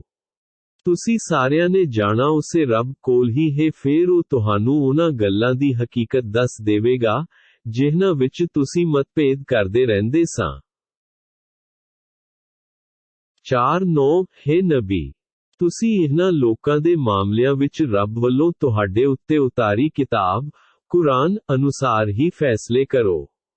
ਇਹਨਾਂ ਦੀਆਂ ਇੱਛਾਵਾਂ ਦੀ ਪਾਲਣਾ ਨਾ ਕਰੋ ਅਤੇ ਇਹਨਾਂ ਤੋਂ ਸਾਵਧਾਨ ਰਹੋ ਕਿਤੇ ਇਹ ਤੁਹਾਨੂੰ ਕਿਸੇ ਅਜਿਹੇ ਹੁਕਮ ਤੋਂ ਇੱਧਰ ਉੱਧਰ ਨਾ ਕਰ ਦੇਣ ਜਿਹੜਾ ਅੱਲਾਹ ਨੇ ਤੁਹਾਡੇ ਤੇ ਉਤਾਰਿਆ ਹੈ। ਜੇ ਉਹ ਮੂੰਹ ਮੋੜਦੇ ਹਨ ਤਾਂ ਸੱਚ ਜਾਣੋ ਕਿ ਅੱਲਾਹ ਵੀ ਇਹੋ ਚਾਹੁੰਦਾ ਹੈ ਕਿ ਇਹਨਾਂ ਨੂੰ ਇਹਨਾਂ ਦੇ ਕੁਝ ਗੁਨਾਹਾਂ ਦੀ ਸਜ਼ਾ ਸੰਸਾਰ ਵਿੱਚ ਮਿਲ ਜਾਵੇ ਅਤੇ ਬਹੁਤੇ ਲੋਕ ਤਾਂ ਇਹਨਾਂ ਵਿੱਚੋਂ ਉਲੰਘਣਾਕਾਰੀ ਹੀ ਹਨ। 5 ਕੀ ਇਹ ਲੋਕ ਜਹਾਲਤ ਭਰਿਆ ਫੈਸਲਾ ਚਾਹੁੰਦੇ ਹਨ। ਇੱਕ ਜਿਹੜੀ ਕੌਮ ਅੱਲਾਹ ਉੱਤੇ ਵਿਸ਼ਵਾਸ ਰੱਖਦੀ ਹੈ ਉਸ ਲਈ ਅੱਲਾਹ ਤੋਂ ਵਧੀਆ ਫੈਸਲਾ ਕੌਣ ਕਰ ਸਕਦਾ ਹੈ। 5 ਹੈ ਈਮਾਨ ਵਾਲਿਓ, ਤੁਸੀਂ ਯਹੂਦੀਆਂ ਅਤੇ ਈਸਾਈਆਂ ਨੂੰ ਆਪਣਾ ਮਿੱਤਰ ਨਾ ਬਣਾਓ, ਇਹ ਤਾਂ ਆਪਸ ਵਿੱਚ ਹੀ ਇੱਕ ਦੂਜੇ ਦੇ ਮਿੱਤਰ ਹਨ। ਤੁਹਾਡੇ ਵਿੱਚੋਂ ਜਿਹੜਾ ਵੀ ਕੋਈ ਇਹਨਾਂ ਨਾਲ ਦੋਸਤੀ ਕਰੇਗਾ ਉਹ ਇਹਨਾਂ ਵਿੱਚੋਂ ਹੀ ਗਿਣਾ ਜਾਵੇਗਾ। ਬੇਸ਼ੱਕ ਅੱਲਾਹ ਜ਼ਾਲਮਾਂ ਨੂੰ ਕਦੇ ਵੀ ਹਿਦਾਇਤ ਨਹੀਂ ਦਿੰਦਾ। 5:2 ਫਿਰ ਤੁਸੀਂ ਉਹਨਾਂ ਲੋਕਾਂ ਨੂੰ ਵੇਖਦੇ ਹੋ ਜਿਨ੍ਹਾਂ ਦੇ ਦਿਲਾਂ ਵਿੱਚ ਛਲ ਕਪਟ ਦੀ ਬਿਮਾਰੀ ਹੈ। ਉਹ ਭੱਜ ਕੇ ਉਹਨਾਂ ਯਹੂਦੀਆਂ ਵਿੱਚ ਜਾ ਘੁਸਦੇ ਹਨ ਅਤੇ ਉਹਨਾਂ ਨੂੰ ਕਹਿੰਦੇ ਹਨ ਕਿ ਸਾਨੂੰ ਡਰ ਲੱਗਦਾ ਹੈ ਇੰਜ ਨਾ ਹੋਵੇ ਕਿ ਅਸੀਂ ਕਿਸੇ ਮੁਸੀਬਤ ਵਿੱਚ ਹੀ ਫਸ ਜਾਈਏ। ਹੋ ਸਕਦਾ ਹੈ ਕਿ ਅੱਲਾਹ ਤੁਹਾਨੂੰ ਮੁਸਲਮਾਨਾਂ ਨੂੰ ਜਿੱਤ ਹੀ ਦੇ ਦੇਵੇ ਜਾਂ ਆਪਣੇ ਵੱਲੋਂ ਕੋਈ ਹੋਰ ਭਲਾਈ ਦੀ ਗੱਲ ਜ਼ਾਹਿਰ ਕਰ ਦੇਵੇ ਤਾਂ ਫਿਰ ਇਹ ਲੋਕ ਆਪਣੇ ਦਿਲ ਵਿੱਚ ਲੁਕਾਈਆਂ ਹੋਈਆਂ ਗੱਲਾਂ ਉੱਤੇ ਪਛਤਾਉਣਗੇ। 5:3 ਉਸ ਵੇਲੇ ਈਮਾਨ ਲਿਆਉਣ ਵਾਲੇ ਆਖਣਗੇ ਕਿ ਇਹ ਉਹ ਲੋਕ ਹਨ ਜਿਹੜੇ ਅੱਲਾਹ ਦੇ ਨਾਂ ਉੱਤੇ ਵੱਡੀਆਂ ਸਹੁਆਂ ਖਾ ਕੇ ਵਿਸ਼ਵਾਸ ਦਿਲਾਉਂਦੇ ਸਨ ਕਿ ਉਹ ਤੁਹਾਡੇ ਨਾਲ ਹੀ ਹਨ। ਇਹਨਾਂ ਦੇ ਸਾਰੇ ਅਮਲ ਵਿਅਰਥ ਗਏ ਅਤੇ ਇਹ ਘਾਟਾ ਖਾਣ ਵਾਲਿਆਂ ਵਿੱਚੋਂ ਹੋ ਗਏ। 5:4 ਹੈ ਈਮਾਨ ਵਾਲਿਓ, ਤੁਹਾਡੇ ਵਿੱਚੋਂ ਜਿਹੜਾ ਵੀ ਕੋਈ ਆਪਣੇ ਦੀਨ ਤੋਂ ਫਿਰ ਜਾਵੇਗਾ ਤਾਂ ਅੱਲਾਹ ਛੇਤੀ ਹੀ ਅਜਿਹੇ ਲੋਕਾਂ ਨੂੰ ਲਿਆਵੇਗਾ ਕਿ ਉਹ ਉਹਨਾਂ ਨਾਲ ਮੁਹੱਬਤ ਕਰਦਾ ਹੋਵੇਗਾ ਤੇ ਉਹ ਵੀ ਅੱਲਾਹ ਨਾਲ ਮੁਹੱਬਤ ਕਰਦੇ ਹੋਣਗੇ। ਉਹ ਮੋਮਿਨਾਂ ਪ੍ਰਤੀ ਨਰਮੀ ਕਰਨ ਵਾਲੇ ਅਤੇ ਕਾਫਿਰਾਂ ਲਈ ਬਹੁਤ ਹੀ ਸਖਤ ਹੋਣਗੇ। ਉਹ ਅੱਲਾਹ ਦੀ ਰਾਹ ਵਿੱਚ ਜਿਹਾਦ ਕਰਨਗੇ ਅਤੇ ਕਿਸੇ ਮੰਦਾ ਚੰਗਾ ਆਖਣ ਵਾਲੇ ਦੀ ਪਰਵਾਹ ਨਹੀਂ ਕਰਨਗੇ। ਇਹ ਅੱਲਾਹ ਦੀਆਂ ਮਿਹਰਾਂ ਹਨ ਜਿਸ ਨੂੰ ਚਾਹੁੰਦਾ ਹੈ ਦਿੰਦਾ ਹੈ। ਅੱਲਾਹ ਅਸੀਮਿਤ ਸਾਧਨਾਂ ਦਾ ਮਾਲਿਕ ਹੈ ਅਤੇ ਸਭ ਕੁਝ ਜਾਣਦਾ ਹੈ। 5:5 ਹੈ ਮੁਸਲਮਾਨੋ, ਤੁਹਾਡੇ ਦੋਸਤ ਤਾਂ ਕੇਵਲ ਅੱਲਾਹ ਅਤੇ ਉਸ ਦੇ ਰਸੂਲ ਹਜ਼ਰਤ ਮੁਹੰਮਦ ਹਨ ਅਤੇ ਉਹ ਸਾਰੇ ਹੀ ਈਮਾਨ ਵਾਲੇ ਹਨ ਜਿਹੜੇ ਨਮਾਜ਼ਾਂ ਪੜ੍ਹਦੇ ਹਨ ਅਤੇ ਜ਼ਕਾਤ ਦਿੰਦੇ ਹਨ ਅਤੇ ਉਹ ਅੱਲਾਹ ਦੇ ਹਰ ਹੁਕਮ ਅੱਗੇ ਝੁਕਣ ਵਾਲੇ ਹਨ। 5:6 ਅਤੇ ਜੋ ਵੀ ਵਿਅਕਤੀ ਅੱਲਾਹ ਉਸ ਦੇ ਰਸੂਲ ਨਾਲ ਅਤੇ ਉਹਨਾਂ ਲੋਕਾਂ ਨਾਲ ਜਿਹੜੇ ਈਮਾਨ ਲਿਆਏ ਹਨ ਦੋਸਤੀ ਕਰੇਗਾ, ਇੱਕ ਇਹੋ ਅੱਲਾਹ ਦੀ ਟੋਲੀ ਹੈ। ਬੇਸ਼ੱਕ ਅੱਲਾਹ ਦੀ ਟੋਲੀ ਹੀ ਭਾਰੂ ਰਹਿਣ ਵਾਲੀ ਹੈ। 5:7 ਹੈ ਈਮਾਨ ਵਾਲਿਓ, ਉਹਨਾਂ ਨੂੰ ਆਪਣਾ ਮਿੱਤਰ ਨਾ ਬਣਾਓ ਜਿਨ੍ਹਾਂ ਨੇ ਤੁਹਾਡੇ ਧਰਮ ਇਸਲਾਮ ਨੂੰ ਹਾਸਾ ਮਖੌਲ ਬਣਾ ਛੱਡਿਆ ਹੈ, ਭਾਵੇਂ ਉਹ ਉਹਨਾਂ ਵਿੱਚੋਂ ਹੋਣ ਜਿਨ੍ਹਾਂ ਨੂੰ ਤੁਹਾਥੋਂ ਪਹਿਲਾਂ ਕਿਤਾਬਾਂ ਤੌਰਾਤ ਇੰਜੀਲ ਦਿੱਤੀਆਂ ਗਈਆਂ ਹਨ ਜਾਂ ਕਾਫਿਰ ਹੋਣ। ਜੇ ਤੁਸੀਂ ਮੋਮਿਨ ਹੋ ਤਾਂ ਕੇਵਲ ਅੱਲਾਹ ਤੋਂ ਹੀ ਡਰੋ। 5-8 ਜਦੋਂ ਤੁਸੀਂ ਉਹਨਾਂ ਨੂੰ ਨਮਾਜ਼ ਲਈ ਬੁਲਾਉਂਦੇ ਹੋ ਦੋ ਤਾਂ ਉਹ ਇਹਦਾ ਮਖੌਲ ਉਡਾਉਂਦੇ ਹਨ ਅਤੇ ਖੇਡ ਤਮਾਸ਼ਾ ਬਣਾ ਲੈਂਦੇ ਹਨ। ਇਹ ਇਸ ਲਈ ਕਰਦੇ ਹਨ ਕਿ ਉਹਨਾਂ ਨੂੰ ਅਕਲ ਹੀ ਨਹੀਂ। 5-900 ਹੇ ਨਬੀ, ਤੁਸੀਂ ਆਖੋ ਕਿ ਇਹ ਕਿਤਾਬ ਵਾਲਿਓ, ਕੀ ਤੁਸੀਂ ਸਾਡੇ ਨਾਲ ਇਸ ਲਈ ਵੈਰ ਰੱਖਦੇ ਹੋ ਕਿ ਅਸੀਂ ਅੱਲਾਹ ਅਤੇ ਉਸ ਵੱਲੋਂ ਘੱਲੀ ਗਈ ਕਿਤਾਬ, ਕੁਰਾਨ ਅਤੇ ਸਾਥੋਂ ਪਹਿਲਾਂ ਨਾਜ਼ਿਲ ਹੋਈਆਂ ਕਿਤਾਬਾਂ ਉੱਤੇ ਈਮਾਨ ਰੱਖਦੇ ਹਾਂ? ਬੇਸ਼ੱਕ ਤੁਹਾਡੇ ਵਿੱਚੋਂ ਬਹੁਤੇ ਲੋਕ ਤਾਂ ਨਾ ਫਰਮਾਨ ਹਨ। 6-0 ਹੇ ਨਬੀ, ਕਹਿ ਦਿਓ, ਕੀ ਮੈਂ ਤੁਹਾਨੂੰ ਉਸ ਵਿਅਕਤੀ ਬਾਰੇ ਨਾ ਦੱਸਾਂ ਜਿਹੜਾ ਬਦਲੇ ਪੱਖੋਂ ਅੱਲਾਹ ਦੀਆਂ ਨਜ਼ਰਾਂ ਵਿੱਚ ਉਸ ਨਾ ਫਰਮਾਨ ਤੋਂ ਵੀ ਵੱਧ ਭੈੜਾ ਹੈ। ਇਹ ਵਿਅਕਤੀ ਉਹ ਹੈ ਜਿਸ ਉੱਤੇ ਅੱਲਾਹ ਨੇ ਲਾਨਤਾਂ ਪਾਈਆਂ ਹਨ ਅਤੇ ਉਸ ਤੇ ਆਪਣਾ ਗਜ਼ਬ ਕਰੋਪ ਨਾਜ਼ਿਲ ਕੀਤਾ ਹੈ। ਇਹਨਾਂ ਵਿੱਚੋਂ ਕੁਝ ਨੂੰ ਬਾਂਦਰ ਅਤੇ ਸੂਰ ਬਣਾ ਛੱਡਿਆ। ਅਤੇ ਜਿਸ ਵਿਅਕਤੀ ਨੇ ਸ਼ੈਤਾਨ ਦੀ ਬੰਦਗੀ ਕੀਤੀ ਉਹੀ ਲੋਕ ਸਭ ਤੋਂ ਵੱਧ ਭੈੜੀ ਸ਼੍ਰੇਣੀ ਵਿੱਚ ਹਨ ਅਤੇ ਇਹੋ ਹਨ ਜਿਹੜੇ ਸਭ ਤੋਂ ਵੱਧ ਸਿੱਧੀ ਰਾਹ ਤੋਂ ਭਟਕੇ ਹੋਏ ਹਨ। 6-1 ਜਦੋਂ ਉਹ ਤੁਹਾਡੇ ਕੋਲ ਆਉਂਦੇ ਹਨ ਤਾਂ ਕਹਿੰਦੇ ਹਨ ਕਿ ਅਸੀਂ ਈਮਾਨ ਲਿਆਏ, ਜਦ ਕਿ ਉਹਨਾਂ ਦਾ ਹਾਲ ਇਹ ਹੈ ਕਿ ਉਹ ਕੁਫਰ ਦੇ ਨਾਲ ਹੀ ਈਮਾਨ ਵਿੱਚ ਦਾਖਲ ਹੋਏ ਸੀ ਅਤੇ ਉਸੇ ਦੇ ਨਾਲ ਹੀ ਨਿਕਲ ਗਏ। ਇਹ ਜੋ ਵੀ ਲੁਕਾ ਰਹੇ ਹਨ ਅੱਲਾਹ ਉਹ ਸਭ ਜਾਣਦਾ ਹੈ। 6-2 ਤੁਸੀਂ ਵੇਖੋਗੇ ਕਿ ਇਹਨਾਂ ਵਿੱਚੋਂ ਬਹੁਤੇ ਲੋਕ ਗੁਨਾਹ, ਵਧੀਕੀ ਅਤੇ ਹਰਾਮ ਖਾਣ ਵਿੱਚ ਛੇਤੀ ਕਰਦੇ ਹਨ। ਉਹ ਬਹੁਤ ਹੀ ਬੁਰੇ ਕੰਮ ਹਨ ਜੋ ਉਹ ਕਰਦੇ ਹਨ। 6-3 ਇਹਨਾਂ ਨੂੰ ਇਹਨਾਂ ਦੇ ਅੱਲਾਹ ਵਾਲੇ ਤੇ ਧਰਮ ਗਿਆਨੀ ਗੁਨਾਹ ਦੀਆਂ ਗੱਲਾਂ ਕਹਿਣ ਤੋਂ ਤੇ ਹਰਾਮ ਚੀਜ਼ਾਂ ਖਾਣ ਤੋਂ ਕਿਉਂ ਨਹੀਂ ਰੋਕਦੇ? ਬੇਸ਼ੱਕ ਬਹੁਤ ਹੀ ਭੈੜੀ ਰਚਨਾ ਹੈ ਜੋ ਉਹ ਆਪਣੇ ਲਈ ਤਿਆਰ ਕਰ ਰਹੇ ਹਨ। 6-4 ਯਹੂਦੀ ਆਖਦੇ ਹਨ ਕਿ ਅੱਲਾਹ ਦੇ ਹੱਥ ਵੱਜੇ ਹੋਏ ਹਨ, ਜਦ ਕਿ ਹੱਥ ਤਾਂ ਇਹਨਾਂ ਦੇ ਹੀ ਇੱਕ ਵੱਜੇ ਹੋਏ ਹਨ ਅਤੇ ਇਹਨਾਂ ਦੀ ਇਸ ਬਕਵਾਸ ਕਾਰਨ ਹੀ ਇਹਨਾਂ ਉੱਤੇ ਲਾਨਤਾਂ ਕੀਤੀਆਂ ਗਈਆਂ ਹਨ। ਸਗੋਂ ਅੱਲਾਹ ਦੇ ਹੱਥ ਤਾਂ ਖੁੱਲੇ ਹਨ, ਜਿਵੇਂ ਚਾਹੁੰਦਾ ਹੈ ਖਰਚ ਕਰਦਾ ਹੈ। ਹਕੀਕਤ ਇਹ ਹੈ ਕਿ ਜੋ ਵੀ ਤੁਹਾਡੇ ਰੱਬ ਵੱਲੋਂ ਉਤਾਰਿਆ ਜਾਂਦਾ ਹੈ ਇਹ ਇਹਨਾਂ ਕਾਫਿਰ ਵਿੱਚੋਂ ਬਥੇਰਿਆਂ ਦੀ ਸਰਕਸ਼ੀ ਅਤੇ ਕੁਫਰ ਵਿੱਚ ਵਾਧੇ ਦਾ ਕਾਰਨ ਬਣਦਾ ਹੈ। ਅਤੇ ਅਸੀਂ ਕਿਆਮਤ ਤੱਕ ਲਈ ਇਹਨਾਂ ਵਿਚਾਲੇ ਈਰਖਾ ਤੇ ਵੈਰ ਵਿਰੋਧ ਪਾ ਛੱਡਿਆ ਹੈ। ਜਦੋਂ ਵੀ ਉਹ ਲੜਾਈ ਦੀ ਅੱਗ ਭੜਕਾਉਣਾ ਚਾਹੁੰਦੇ ਹਨ ਤਾਂ ਅੱਲਾਹ ਉਸ ਨੂੰ ਬੁਝਾ ਦਿੰਦਾ ਹੈ। ਇਹ ਧਰਤੀ ਉੱਤੇ ਵਿਗਾੜ ਪੈਦਾ ਕਰਨ ਲਈ ਭੱਜੇ ਨੱਠੇ ਫਿਰਦੇ ਹਨ ਜਦਕਿ ਅੱਲਾਹ ਫਸਾਦੀਆਂ ਨੂੰ ਪਸੰਦ ਨਹੀਂ ਕਰਦਾ। 6-5 ਜੇ ਇਹ ਅਹਲੇ ਕਿਤਾਬ ਈਮਾਨ ਲਿਆਉਂਦੇ ਅਤੇ ਦਿਲਾਂ ਵਿੱਚ ਰੱਬ ਦਾ ਡਰ ਰੱਖਦੇ ਤਾਂ ਅਸੀਂ ਅੱਲਾਹ ਇਹਨਾਂ ਦੀਆਂ ਸਾਰੀਆਂ ਬੁਰਾਈਆਂ ਨੂੰ ਮੁਆਫ ਕਰ ਦਿੰਦੇ ਅਤੇ ਇਹਨਾਂ ਨੂੰ ਨਿਯਮਤਾਨ ਭਰੀਆਂ ਜੰਨਤਾਂ ਵਿੱਚ ਲੈ ਜਾਂਦੇ। 6-6 ਜੇ ਇਹ ਲੋਕ ਤੌਰਾਤ, ਇੰਜੀਲ ਅਤੇ ਅੱਲਾਹ ਵੱਲੋਂ ਭੇਜੀਆਂ ਦੂਜੀਆਂ ਕਿਤਾਬਾਂ ਦੇ ਹੁਕਮਾਂ ਦੀ ਠੀਕ ਪਾਲਣਾ ਕਰਦੇ ਤਾਂ ਇਹ ਲੋਕ ਆਪਣੇ ਉੱਪਰੋਂ ਆਕਾਸ਼ੋਂ ਅਤੇ ਹੇਠੋਂ ਧਰਤੀ ਵਿੱਚੋਂ ਵੀ ਰੋਜ਼ਿਆਨ ਪ੍ਰਾਪਤ ਕਰਦੇ। ਇੱਕ ਧੜਾ ਇਹਨਾਂ ਵਿੱਚੋਂ ਵਿਚਕਾਰ ਵਾਲੀ ਭਾਵ ਸਿੱਧੀ ਰਾਹ ਤੇ ਹੈ, ਇੱਕ ਪਰ ਇਹਨਾਂ ਦੀ ਬਹੁਗਿਣਤੀ ਬਹੁਤ ਹੀ ਭੈੜੇ ਕੰਮ ਕਰ ਰਹੀ ਹੈ। 6-7 ਹੈ ਰਸੂਲ, ਜੋ ਕੁਝ ਵੀ ਆਪ ਜੀ ਵੱਲ ਤੁਹਾਡੇ ਰੱਬ ਵੱਲੋਂ ਕੱਲਿਆ ਗਿਆ ਹੈ ਉਸ ਨੂੰ ਲੋਕਾਂ ਤੱਕ ਪਹੁੰਚਾ ਦੇਵੋ। ਜੇ ਤੁਸੀਂ ਅਜਿਹਾ ਨਾ ਕੀਤਾ ਤਾਂ ਤੁਸੀਂ ਅੱਲਾਹ ਦੇ ਪੈਗੰਬਰ ਹੋਣ ਦਾ ਹੱਕ ਅਦਾ ਨਹੀਂ ਕੀਤਾ। ਅੱਲਾਹ ਤੁਹਾਨੂੰ ਲੋਕਾਂ ਦੀਆਂ ਸ਼ਰਾਰਤਾਂ ਤੋਂ ਬਚਾਉਣ ਵਾਲਾ ਹੈ। ਬੇਸ਼ੱਕ ਅੱਲਾਹ ਕਾਫਿਰਾਂ ਨੂੰ ਸੇਧ ਨਹੀਂ ਦਿੰਦਾ।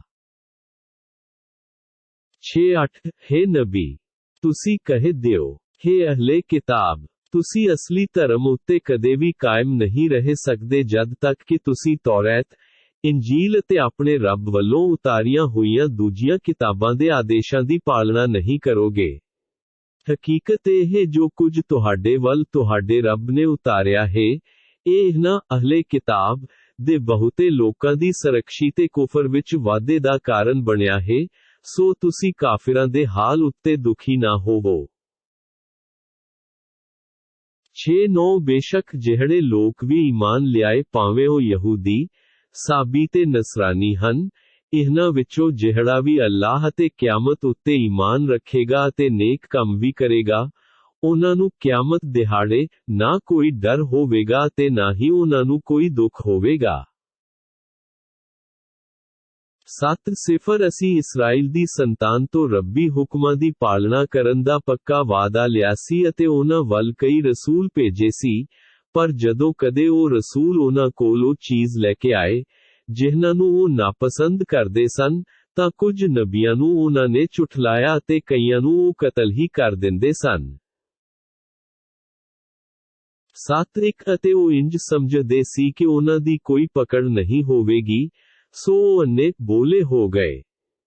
ਫੇਰ ਅੱਲਾਹ ਉਹਨਾਂ ਉੱਤੇ ਮਿਹਰਬਾਨ ਹੋ ਗਿਆ, ਭਾਵ ਮੁਆਫ ਕਰ ਦਿੱਤਾ। ਫੇਰ ਵੀ ਉਹਨਾਂ ਦੀ ਬਹੁ ਗਿਣਤੀ ਆਨੀ ਤੇ ਬੋਲੀ ਹੀ ਬਣੀ ਰਹੀ। ਅੱਲਾਹ ਚੰਗੀ ਤਰ੍ਹਾਂ ਵੇਖਣ ਵਾਲਾ ਰੂਪੇ ਜੋ ਉਹ ਕਰਦੇ ਹਨ। 7 ਬੇਸ਼ੱਕ ਉਹਨਾਂ ਲੋਕਾਂ ਨੇ ਕੁਫਰ ਕੀਤਾ ਜਿਨ੍ਹਾਂ ਦਾ ਕਹਿਣਾ ਸੀ ਕਿ ਬੇਸ਼ੱਕ ਅੱਲਾਹ ਤਾਂ ਮਰੀਮ ਦਾ ਪੁੱਤਰ ਮਸੀਹ ਹੀ ਹੈ, ਜਦੋਂ ਕਿ ਮਸੀਹ ਨੇ ਇਹ ਕਿਹਾ ਸੀ ਕਿ ਇਹ ਬਨੀ ਇਸਰਾਈਲ, ਤੁਸੀਂ ਅੱਲਾਹ ਦੀ ਹੀ ਇਬਾਦਤ ਕਰੋ, ਜਿਹੜਾ ਮੇਰਾ ਤੇ ਤੁਹਾਡਾ ਰੱਬ ਹੈ। ਜਿਹੜਾ ਵਿਅਕਤੀ ਅੱਲਾਹ ਨਾਲ ਕਿਸੇ ਹੋਰ ਨੂੰ ਸਾਂਝੀ ਬਣਾਉਂਦਾ ਹੈ ਉਸ ਲਈ ਅੱਲਾਹ ਨੇ ਜੰਨਤ ਹਰਾਮ ਕਰ ਛੱਡੀ ਹੈ ਤੇ ਉਸ ਦਾ ਟਿਕਾਣਾ ਨਰਕ ਹੈ, ਜਿੱਥੇ ਗੁਨਾਹਗਾਰਾਂ ਦੀ ਮਦਦ ਕਰਨ ਵਾਲਾ ਕੋਈ ਨਹੀਂ ਹੋਵੇਗਾ। 1 7 ਉਹ ਲੋਕ ਵੀ ਕਾਫਿਰ ਹੋ ਗਏ ਜਿਨ੍ਹਾਂ ਨੇ ਕਿਹਾ ਸੀ ਕਿ ਅੱਲਾਹ ਤਿੰਨਾਂ, ਭਾਵ ਮਰੀਮ, ਈਸਾ ਤੇ ਅੱਲਾਹ ਵਿੱਚੋਂ ਇੱਕ ਹੈ, ਜਦ ਕਿ ਇੱਕ ਇਸ਼ਟ ਤੋਂ ਛੁੱਟ ਹੋਰ ਕੋਈ ਇਸ਼ਟ ਨਹੀਂ। ਜੇਕਰ ਇਹ ਲੋਕ ਆਪਣੀ ਇਸ ਗੱਲ ਤੋਂ ਬਾਜ਼ ਨਾ ਆਏ ਤਾਂ ਇਹਨਾਂ ਵਿੱਚ ਜਿਹੜੇ ਕੁਫਰ ਤੇ ਅੜੇ ਰਹਿਣਗੇ ਉਹਨਾਂ ਨੂੰ ਦੁਖਦਾਈ ਅਜ਼ਾਬ ਮਿਲੇਗਾ। 7 ਫੇਰ ਕੀ ਇਹ ਲੋਕ ਅੱਲਾਹ ਅੱਗੇ ਤੌਬਾ ਨਹੀਂ ਕਰਦੇ ਅਤੇ ਉਸ ਤੋਂ ਖਿਮਾ ਨਹੀਂ ਮੰਗਦੇ? ਅੱਲਾਹ ਤਾਂ ਬਹੁਤ ਹੀ ਵੱਡਾ ਬਖਸ਼ਣਹਾਰ ਅਤੇ ਬਹੁਤ ਹੀ ਮਿਹਰਬਾਨ ਹੈ। 1 7 ਮਸੀਹ ਇਬਨੇ ਮਰੀਮ ਇੱਕ ਪੈਗੰਬਰ ਹੋਣ ਤੋਂ ਛੁੱਟ ਕੁਝ ਵੀ ਨਹੀਂ ਸੀ। ਇਹਨਾਂ ਤੋਂ ਪਹਿਲਾਂ ਵੀ ਵਧੇਰੇ ਪੈਗੰਬਰ ਹੋ ਗੁਜ਼ਰੇ ਹਨ। ਇਹਨਾਂ, ਈਸਾ ਦੀ ਮਾਤਾ, ਮਰੀਮ, ਇੱਕ ਸੱਚੀ, ਸੁੱਚੀ ਔਰਤ ਸੀ। ਉਹ ਦੋਵੇਂ ਮਾਂ ਪੁੱਤਰ ਭੋਜਨ ਕਰਿਆ ਕਰਦੇ ਸਨ। ਵੇਖੋ ਅਸੀਂ ਇਹਨਾਂ ਸਾਹਮਣੇ ਕਿੱਦਾਂ ਨਿਸ਼ਾਨੀਆਂ ਮਨੁੱਖ ਹੋਣ ਦੀਆਂ ਬਿਆਨ ਕਰਦੇ ਹਾਂ, ਫੇਰ ਵੀ ਵੇਖੋ ਕਿ ਉਹ ਕਿੱਧਰ ਪੁੱਠੇ ਫਿਰੇ ਜਾਂਦੇ ਹਨ। 7 ਹੈ ਨਬੀ, ਤੁਸੀਂ ਆਖ ਦਿਓ, ਤੁਸੀਂ ਲੋਕ ਅੱਲਾਹ ਨੂੰ ਛੱਡ ਕੇ ਜਿਨ੍ਹਾਂ ਦੀ ਇਬਾਦਤ ਕਰਦੇ ਹੋ ਉਹ ਨਾ ਤਾਂ ਤੁਹਾਡੇ ਲਈ ਕੋਈ ਨੁਕਸਾਨ ਅਤੇ ਨਾ ਹੀ ਕੋਈ ਲਾਭ ਦੇਣ ਦਾ ਅਧਿਕਾਰ ਰੱਖਦੇ ਹਨ। ਅੱਲਾਹ ਹੀ ਸਭ ਕੁਝ ਸੁਣਨ ਵਾਲਾ ਅਤੇ ਜਾਣਨ ਵਾਲਾ ਹੈ। 7 ਆਖ ਦਿਓ ਕਿ ਇਹ ਅਹਲੇ ਕਿਤਾਬ, ਆਪਣੇ ਦੀਨ ਵਿੱਚ ਅਣ-ਹੱਕਾ ਵਾਅਦਾ ਨਾ ਕਰੋ ਅਤੇ ਉਹਨਾਂ ਲੋਕਾਂ ਦੀਆਂ ਇੱਛਾਵਾਂ ਦੇ ਪਿੱਛੇ ਨਾ ਲੱਗੋ ਜਿਹੜੇ ਪਹਿਲਾਂ ਤੋਂ ਹੀ ਭਟਕੇ ਹੋਏ ਹਨ। ਉਹਨਾਂ ਨੇ ਬਥੇਰਿਆਂ ਨੂੰ ਕੁਰਾਹੇ ਪਾਇਆ ਹੈ, ਉਹ ਸਿੱਧੀ ਰਾਹ ਤੋਂ ਭਟਕੇ ਹੋਏ ਹਨ। 7 ਬਨੀ ਇਸਰਾਈਲ ਵਿੱਚੋਂ ਜਿਹੜੇ ਕਾਫਿਰ ਬਣ ਗਏ ਉਹਨਾਂ ਉੱਤੇ ਦਾਊਦ ਅਤੇ ਈਸਾ ਦੀ ਜ਼ੁਬਾਨ ਤੋਂ ਲਾਨਤ ਕੀਤੀ ਗਈ। ਇਹ ਸਭ ਇਸ ਲਈ ਹੋਇਆ ਕਿਉਂ ਜੋ ਉਹਨਾਂ ਨੇ ਨਾ ਫਰਮਾਨੀ ਕੀਤੀ ਅਤੇ ਹੱਦੋਂ ਟੱਪ ਜਾਂਦੇ ਸਨ। 9 ਇੱਕ ਦੂਜੇ ਨੂੰ ਭੈੜੇ ਕੰਮਾਂ ਤੋਂ ਰੋਕਦੇ ਨਹੀਂ ਸੀ, ਕਿਉਂ ਜੋ ਉਹਨਾਂ ਨੇ ਉਹ ਕੰਮ ਖੁਦ ਵੀ ਕੀਤਾ ਹੁੰਦਾ ਸੀ ਜੋ ਵੀ ਉਹ ਕਰਦੇ ਸਨ, ਬੇਸ਼ੱਕ ਉਹ ਬਹੁਤ ਹੀ ਬੁਰਾ ਕਰਦੇ ਸਨ।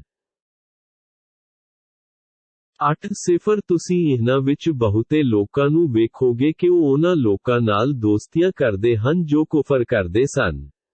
ਜੋ ਵੀ ਉਹਨਾਂ ਦੇ ਮਨਾਂ ਨੇ ਅੱਗੇ ਪਰਲੋਕ ਲਈ ਭੇਜਿਆ ਹੈ, ਉਹ ਬਹੁਤ ਹੀ ਬੁਰਾ ਹੈ। ਅੱਲਾਹ ਇਹਨਾਂ ਤੋਂ ਨਾਰਾਜ਼ ਹੈ, ਹੁਣ ਉਹ ਸਦਾ ਨਰਕ ਦੇ ਅਜ਼ਾਬ ਵਿੱਚ ਹੀ ਰਹਿਣਗੇ।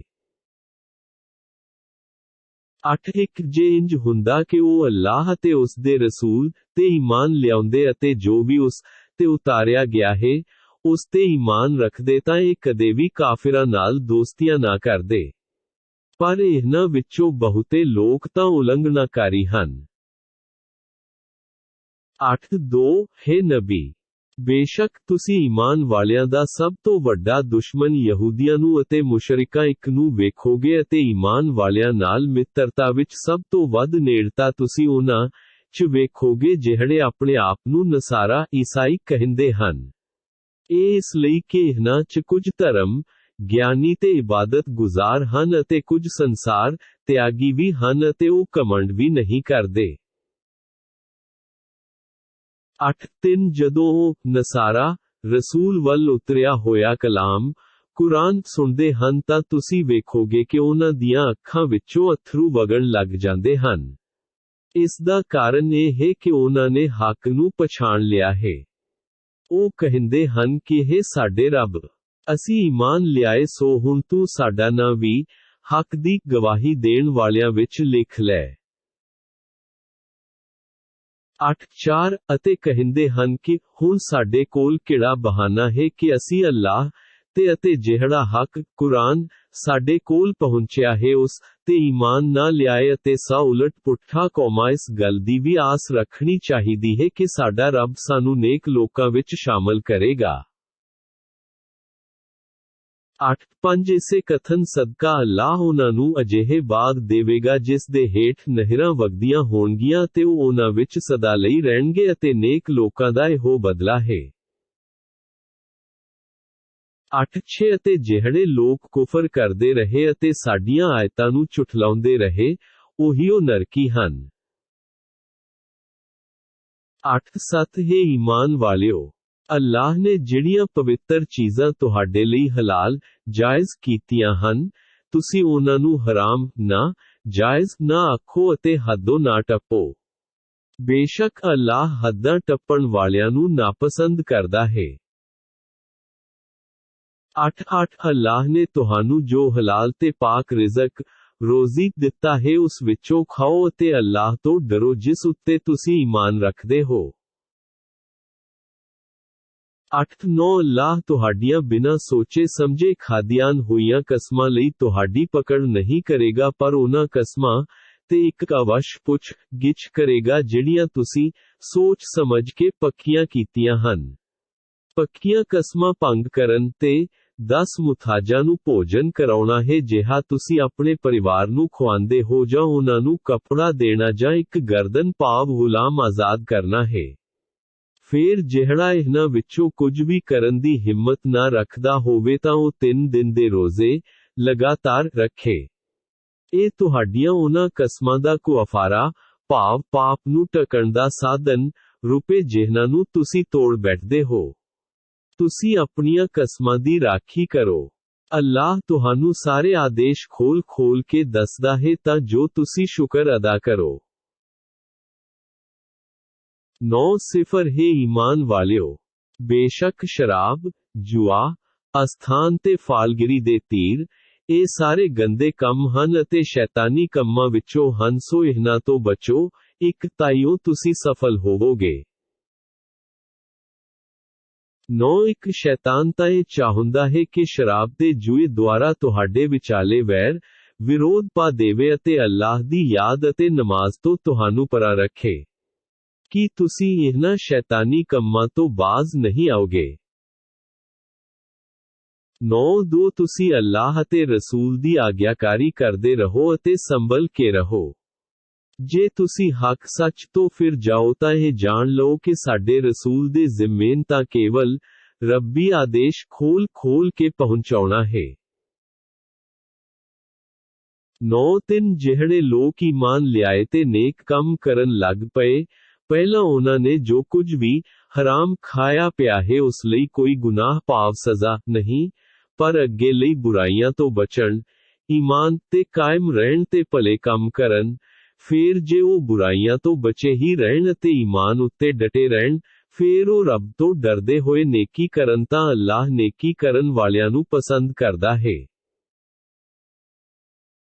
9 ਹੈ ਈਮਾਨ ਵਾਲਿਓ, ਅੱਲਾਹ ਤੁਹਾਡੀ ਪਰਖ ਉਸ ਸ਼ਿਕਾਰ ਦੁਆਰਾ ਕਰੇਗਾ ਜਿਨ੍ਹਾਂ ਤੱਕ ਤੁਹਾਡੇ ਹੱਥ ਅਤੇ ਤੁਹਾਡੇ ਨੇਜ਼ੇ ਭਾਵ ਹਥਿਆਰ ਪਹੁੰਚ ਸਕਦੇ ਹਨ ਤਾਂ ਜੋ ਅੱਲਾਹ ਨੂੰ ਪਤਾ ਲੱਗ ਜਾਵੇ ਕਿ ਕੌਣ ਹੈ ਜਿਹੜਾ ਉਸ ਤੋਂ ਬਿਨਾਂ ਵੇਖੇ ਡਰਦਾ ਹੈ। ਇਹਨਾਂ ਹਿਦਾਇਤਾਂ ਤੋਂ ਬਾਅਦ ਜਿਹੜਾ ਵੀ ਵਿਅਕਤੀ ਹੱਦੋਂ ਟੱਪੇਗਾ ਉਸ ਲਈ ਦਰਦਨਾਕ ਅਜ਼ਾਬ ਹੈ। 9 ਹੈ ਈਮਾਨ ਵਾਲਿਓ, ਜਦੋਂ ਤੁਸੀਂ ਇਹਰਾਮ ਦੀ ਹਾਲਤ ਵਿੱਚ ਹੋਵੋ ਤਾਂ ਸ਼ਿਕਾਰ ਨਾ ਕਰੋ ਜੇ ਤੁਹਾਡੇ ਵਿੱਚ ਕੋਈ ਜਾਣ ਬੁੱਝ ਕੇ ਸ਼ਿਕਾਰ ਕਰੇਗਾ ਤਾਂ ਸ਼ਿਕਾਰ ਕੀਤੇ ਹੋਏ ਜਾਨਵਰ ਦੇ ਬਰਾਬਰ ਇੱਕ ਜਾਨਵਰ ਪਸ਼ੂਆਂ ਵਿੱਚੋਂ ਫਿਦਿਆ ਦੇਣਾ ਹੋਵੇਗਾ, ਜਿਸ ਦਾ ਫੈਸਲਾ ਤੁਹਾਡੇ ਵਿੱਚੋਂ ਦੋ ਮੁਨਸਿਫ ਵਾਲੇ ਕਰਨਗੇ। ਇਹ ਫਿਦਿਆ ਕੁਰਬਾਨੀ ਕਰਨ ਲਈ ਕਾਬੇ ਪਹੁੰਚਾਇਆ ਜਾਵੇਗਾ ਜਾਂ ਇਸ ਦਾ ਕੁਆਫਾਰਾ ਕੁਝ ਮੁਤਾਜਾਂ ਨੂੰ ਭੋਜਨ ਕਰਵਾਉਣਾ ਹੈ ਜਾਂ ਇਸ ਦੇ ਬਰਾਬਰ ਰੋਜ਼ੇ ਰੱਖਣਾ ਹੈ। ਇਹ ਸਭ ਇਸ ਲਈ ਹੈ ਤਾਂ ਜੋ ਉਹ ਆਪਣੇ ਕੀਤੇ ਕੰਮਾਂ ਦਾ ਸਵਾਦ ਵੇਖਣ।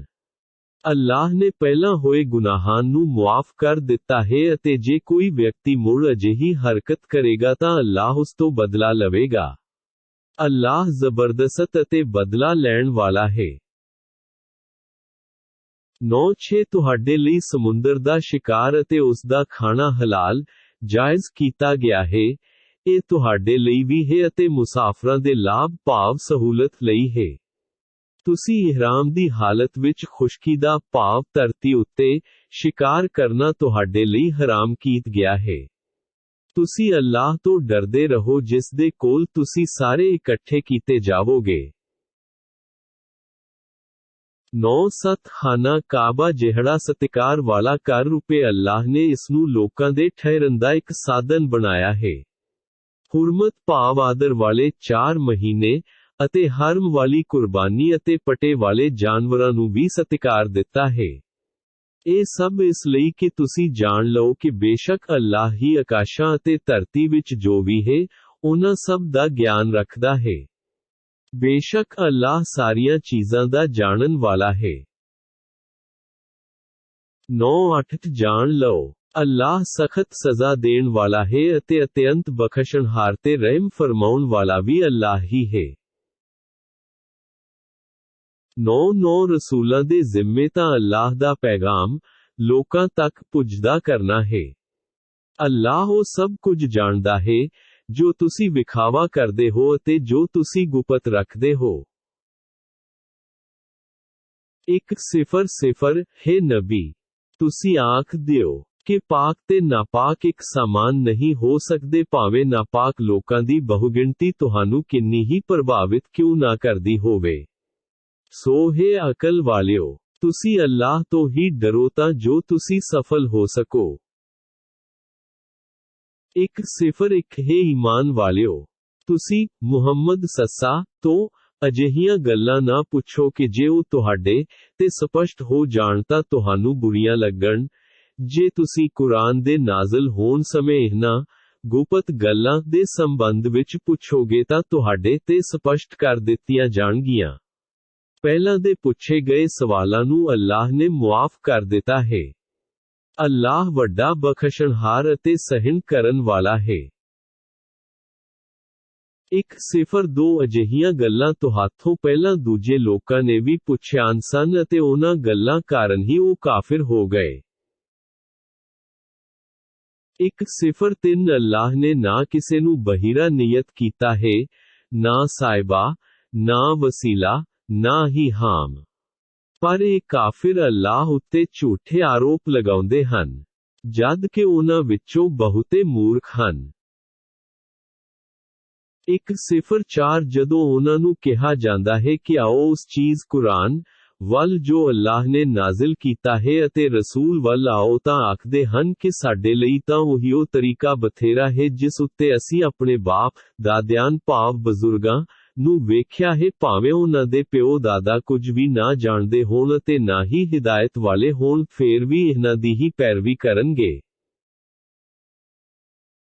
1-5 ਹੈ ਈਮਾਨ ਵਾਲਿਓ, ਤੁਸੀਂ ਆਪਣੀ ਚਿੰਤਾ ਅਵਸ਼ ਕਰੋ।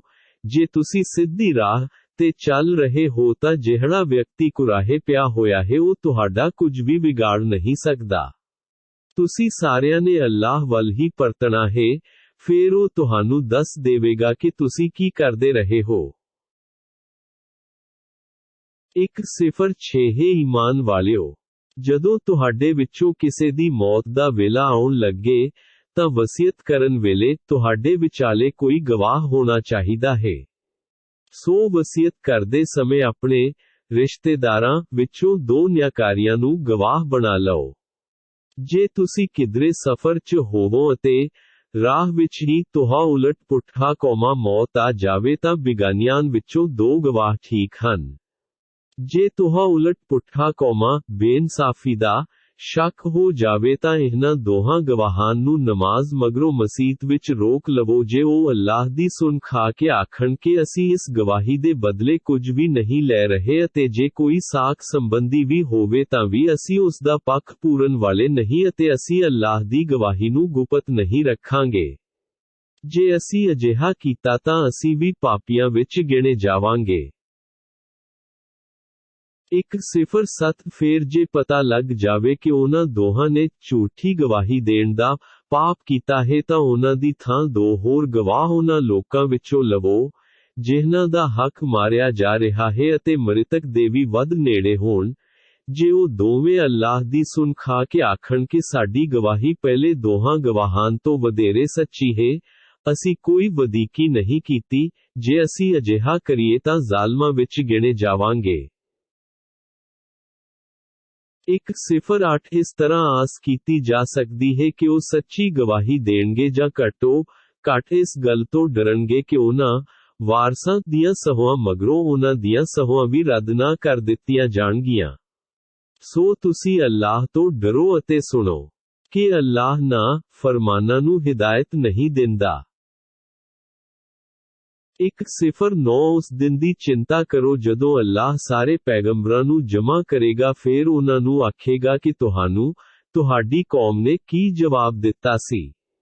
ਉਹ ਪੈਗੰਬਰ ਆਖਣਗੇ ਕਿ ਸਾਨੂੰ ਕੁਝ ਵੀ ਨਹੀਂ ਪਤਾ, ਤੂੰ ਹੀ ਛੁਪੀਆਂ ਹੋਈਆਂ ਗੱਲਾਂ ਦਾ ਭੇਤੀ ਹੈ।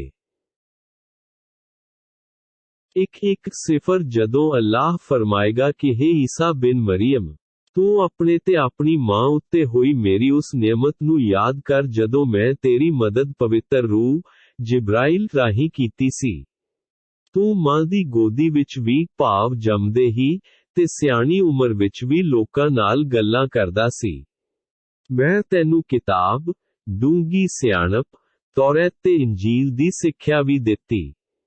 ਜਦੋਂ ਤੂੰ ਮੇਰੇ ਹੁਕਮ ਨਾਲ ਗਾਰੇ ਨਾਲ ਪੰਛੀਆਂ ਵਾਂਗ ਮੂਰਤ ਬਣਾਉਂਦਾ ਸੀ, ਫਿਰ ਤੂੰ ਉਸ ਵਿੱਚ ਫੂੰਕ ਮਾਰਦਾ ਸੀ ਤਾਂ ਉਹ ਮੇਰੇ ਹੁਕਮ ਨਾਲ ਇੱਕ ਪੰਛੀ ਬਣ ਜਾਂਦਾ ਸੀ। ਮੇਰੇ ਹੁਕਮ ਨਾਲ ਹੀ ਤੂੰ ਜਮਾਂਦਰੂ ਅੰਨੇ ਤੇ ਫੁਲਵਹਰੀ ਵਾਲੇ ਵਿਅਕਤੀ ਨੂੰ ਸਵਸਤ ਕਰ ਦਿੰਦਾ ਸੀ ਅਤੇ ਮੇਰੇ ਹੁਕਮ ਨਾਲ ਹੀ ਤੂੰ ਮੁਰਦਿਆਂ ਨੂੰ ਕਬਰਾਂ ਵਿੱਚੋਂ ਜਿਉਂਦਾ ਕੱਢਦਾ ਸੀ। ਜਦੋਂ ਮੈਂ ਤੈਨੂੰ ਬਨੀ ਇਸਰਾਈਲ ਤੋਂ ਬਚਾਇਆ ਸੀ, ਉਦੋਂ ਤੂੰ ਉਹਨਾਂ ਕੋਲ ਮੇਰੀਆਂ ਖੁੱਲੀਆਂ ਨਿਸ਼ਾਨੀਆਂ ਲੈ ਕੇ ਆਇਆ ਸੀ। ਫਿਰ ਇਹਨਾਂ ਵਿੱਚੋਂ ਜਿਨ੍ਹਾਂ ਨੇ ਇਨਕਾਰ ਕੀਤਾ ਸੀ, ਉਹਨਾਂ ਨੇ ਕਿਹਾ ਸੀ ਕਿ ਇਹ ਤਾਂ ਨਿਰਾ ਜਾਦੂ ਹੈ, ਹੋਰ ਕੁਝ ਵੀ ਨਹੀਂ। 111 ਜਦੋਂ ਮੈਂ ਹਵਾਰੀਆਂ ਨੂੰ ਹੁਕਮ ਦਿੱਤਾ ਸੀ ਕਿ ਤੁਸੀਂ ਮੇਰੇ ਅਤੇ ਮੇਰੇ ਰਸੂਲ ਤੇ ਈਮਾਨ ਲਿਆਓ, ਉਦੋਂ ਉਹਨਾਂ ਨੇ ਕਿਹਾ ਸੀ ਕਿ ਅਸੀਂ ਈਮਾਨ ਲਿਆਏ, ਤੁਸੀਂ ਗਵਾਹ ਰਹੋ ਕਿ ਅਸੀਂ ਪੂਰੇ ਆਗਿਆਕਾਰੀ ਹਾਂ। 112 ਉਹ ਸਮਾਂ ਵੀ ਯਾਦ ਕਰੋ ਜਦੋਂ ਹਵਾਰੀਆਂ ਭਾਵ ਈਸਾ ਦੇ ਸਹਾਇਕਾਂ ਨੇ ਕਿਹਾ ਸੀ ਕਿ ਇਹ ਮਰੀਮ ਦੇ ਪੁੱਤਰ ਈਸਾ, ਕੀ ਤੁਹਾਡਾ ਰੱਬ ਇਹ ਕਰ ਸਕਦਾ ਹੈ ਕਿ ਸਾਡੇ ਲਈ ਭੋਜਨ ਦਾ ਥਾਲ ਭੇਜੇ? ਤਾਂ ਉਹਨਾਂ ਈਸਾ ਨੇ ਕਿਹਾ ਕਿ ਅੱਲਾਹ ਤੋਂ ਡਰ, ਜੇ ਤੁਸੀਂ ਈਮਾਨ ਵਾਲੇ ਹੋ। 113 ਨੂੰ ਬੋਲੇ, ਅਸੀਂ ਚਾਹੁੰਦੇ ਹਾਂ ਕਿ ਅਸੀਂ ਉਸ ਵਿੱਚੋਂ ਖਾਈਏ ਤਾਂ ਜੋ ਸਾਡੇ ਦਿਲਾਂ ਦੀ ਤਸੱਲੀ ਹੋ ਜਾਵੇ ਅਤੇ ਅਸੀਂ ਇਹ ਜਾਣ ਲਈਏ ਕਿ ਤੁਸੀਂ ਸਾਡੇ ਨਾਲ ਸੱਚ ਬੋਲਿਆ ਹੈ ਅਤੇ ਅਸੀਂ ਗਵਾਹੀ ਦੇਣ ਵਾਲਿਆਂ ਵਿੱਚੋਂ ਹੋ ਜਾਈਏ। 114 ਈਸਾ ਬਿਨ ਮਰੀਮ ਨੇ ਦੁਆ ਕੀਤੀ ਕਿ ਹੈ ਅੱਲਾਹ, ਹੈ ਸਾਡੇ ਪਾਲਣਹਾਰ, ਸਾਡੇ ਲਈ ਆਕਾਸ਼ ਤੋਂ ਭੋਜਨ ਦਾ ਥਾਲ ਭੇਜ ਤਾਂ ਜੋ ਉਹ ਸਾਡੇ ਅਗਲਿਆਂ ਪਿਛਲਿਆਂ ਲਈ ਈਦ, ਖੁਸ਼ੀ ਦਾ ਅਵਸਰ ਹੋ ਜਾਵੇ, ਉਹ ਤੇਰੇ ਵੱਲੋਂ ਵਿਸ਼ੇਸ਼ ਨਿਸ਼ਾਨੀ ਹੋਵੇ। ਤੂੰ ਸਾਨੂੰ ਰਿਜ਼ਕ ਬਖਸ਼, ਕਿਉਂ ਜੋ ਤੂੰ ਹੀ ਸਾਰਿਆਂ ਤੋਂ ਵਧੀਆ ਰਿਜ਼ਕ ਦੇਣ ਵਾਲਾ ਹੈ। 115 ਅੱਲਾਹ ਨੇ ਕਿਹਾ ਕਿ ਮੈਂ ਉਹ ਭੋਜਨ ਤੁਹਾਡੇ ਲਈ ਉਤਾਰਾਂਗਾ, ਜੇ ਫੇਰ ਵੀ ਤੁਹਾਡੇ ਵਿੱਚੋਂ ਕੋਈ ਇਨਕਾਰ ਕਰੇਗਾ, ਤਾਂ ਮੈਂ ਉਸ ਨੂੰ ਅਜਿਹੀ ਸਜ਼ਾ ਦੇਵਾਂਗਾ ਕਿ ਉਹ ਸਜ਼ਾ ਦੁਨੀਆ ਜਹਾਨ ਵਿੱਚ ਕਿਸੇ ਹੋਰ ਨੂੰ ਨਹੀਂ ਦੇਵਾਂਗਾ। 116 ਉਹ ਸਮਾਂ ਵੀ ਯਾਦ ਰੱਖੋ ਜਦੋਂ ਅੱਲਾਹ ਆਖੇਗਾ ਕਿ ਹੈ ਮਰੀਮ ਦੇ ਪੁੱਤਰ ਈਸਾ, ਕੀ ਤੂੰ ਇਹਨਾਂ ਨੂੰ ਕਿਹਾ ਸੀ ਕਿ ਮੈਨੂੰ ਅਤੇ ਮੇਰੀ ਮਾਂ ਨੂੰ ਅੱਲਾਹ ਨੂੰ ਛੱਡ ਕੇ ਇਸ਼ਟ ਬਣਾਓ? ਤਾਂ ਉਹ ਆਖੇਗਾ ਕਿ ਤੂੰ ਪਾਕ ਹੈ, ਮੈਨੂੰ ਕਿਸੇ ਪ੍ਰਕਾਰ ਵੀ ਇਹ ਸ਼ੋਭਾ ਨਹੀਂ ਦਿੰਦਾ ਕਿ ਮੈਂ ਅਜਿਹੀ ਗੱਲ ਕਹਾਂ ਜਿਸ ਦਾ ਮੈਨੂੰ ਕੋਈ ਵੀ ਅਧਿਕਾਰ ਨਹੀਂ। ਜੇ ਮੈਂ ਇਹ ਗੱਲ ਕਹੀ ਹੋਵੇਗੀ ਤਾਂ ਤੁਹਾਨੂੰ ਪਤਾ ਹੀ ਹੋਵੇਗੀ, ਤੂੰ ਤਾਂ ਮੇਰੇ ਦਿਲ ਦੀਆਂ ਗੱਲਾਂ ਵੀ ਜਾਣਦਾ ਹੈ, ਪਰ ਮੈਂ ਤੇਰੇ ਦਿਲ ਦੀਆਂ ਗੱਲਾਂ ਨਹੀਂ ਜਾਣਦਾ। ਤੂੰ ਸਾਰੀਆਂ ਗੈਬ ਦੀਆਂ ਗੱਲਾਂ ਦਾ ਜਾਣਨ ਵਾਲਾ ਹੈ। ਇੱਕ ਸੱਤ ਮੈਂ ਉਹਨਾਂ ਨੂੰ ਛੁੱਟ ਉਸ ਤੋਂ ਜਿਸ ਦਾ ਤੂੰ ਮੈਨੂੰ ਹੁਕਮ ਦਿੱਤਾ ਸੀ, ਕੁਝ ਵੀ ਨਹੀਂ ਕਿਹਾ ਕਿ ਤੁਸੀਂ ਅੱਲਾਹ ਦੀ ਬੰਦਗੀ ਕਰੋ, ਜਿਹੜਾ ਮੇਰਾ ਵੀ ਰੱਬ ਹੈ ਅਤੇ ਤੁਹਾਡਾ ਵੀ ਰੱਬ ਹੈ। ਮੈਂ ਜਦੋਂ ਤੱਕ ਇਹਨਾਂ ਵਿੱਚ ਰਿਹਾ ਇਹਨਾਂ ਦੀ ਰਾਖੀ ਕੀਤੀ, ਜਦੋਂ ਤੂੰ ਮੈਨੂੰ ਚੁੱਕ ਲਿਆ ਫੇਰ ਤੂੰ ਹੀ ਇਹਨਾਂ ਦੀ ਰਾਖੀ ਕਰਨ ਵਾਲਾ ਸੀ। ਤੂੰ ਹੀ ਹਰ ਚੀਜ਼ ਦੀ ਰਾਖੀ ਕਰਨ ਵਾਲਾ ਹੈ। 1:8 ਜੇ ਤੂੰ ਇਹਨਾਂ ਨੂੰ ਸਜ਼ਾ ਦੇਵੇਂਗਾ ਤਾਂ ਇਹ ਤੇਰੇ ਬੰਦੇ ਹਨ, ਜੇ ਤੂੰ ਇਹਨਾਂ ਨੂੰ ਮੁਆਫ ਕਰ ਦੇਵੇਂ ਤਾਂ ਬੇਸ਼ੱਕ ਤੂੰ ਵੱਡਾ ਜ਼ੋਰਾਵਰ ਤੇ ਹਿਕਮਤ ਵਾਲਾ ਹੈ। 1:9 ਅੱਲਾਹ ਆਖੇਗਾ ਕਿ ਇਹ ਕਿਆਮਤ ਉਹ ਦਿਨ ਹੈ ਕਿ ਸੱਚ ਬੋਲਣ ਵਾਲਿਆਂ ਨੂੰ ਉਹਨਾਂ ਦਾ ਸੱਚ ਬੋਲਣਾ ਲਾਭਦਾਇਕ ਸਿੱਧ ਹੋਵੇਗਾ। ਉਹਨਾਂ ਨੂੰ ਇਸ ਸੱਚ ਦੇ ਬਦਲੇ ਵਿੱਚ ਬਾਗ ਮਿਲਣਗੇ ਜਿਨ੍ਹਾਂ ਹੇਠ ਨਹਿਰਾਂ ਵਗਦੀਆਂ ਹੋਣਗੀਆਂ, ਜਿਸ ਵਿੱਚ ਉਹ ਸਦਾ ਰਹਿਣਗੇ। ਅੱਲਾਹ ਉਹਨਾਂ ਤੋਂ ਰਾਜ਼ੀ ਹੋਵੇਗਾ ਅਤੇ ਉਹ ਅੱਲਾਹ ਤੋਂ ਰਾਜ਼ੀ ਹੋਣਗੇ। ਇਹੋ ਅਸਲੀ ਕਾਮਯਾਬੀ ਹੈ। 1:2 ਆਕਾਸ਼ਾਂ ਤੇ ਧਰਤੀ ਅਤੇ ਇਹਨਾਂ ਵਿਚਾਲੇ ਦੀ ਹਰ ਚੀਜ਼ ਉੱਤੇ ਅੱਲਾਹ ਦੀ ਹੀ ਹਕੂਮਤ ਹੈ ਅਤੇ ਹਰੇਕ ਚੀਜ਼ ਉਸੇ ਦੇ ਕਾਬੂ ਵਿੱਚ ਹੈ।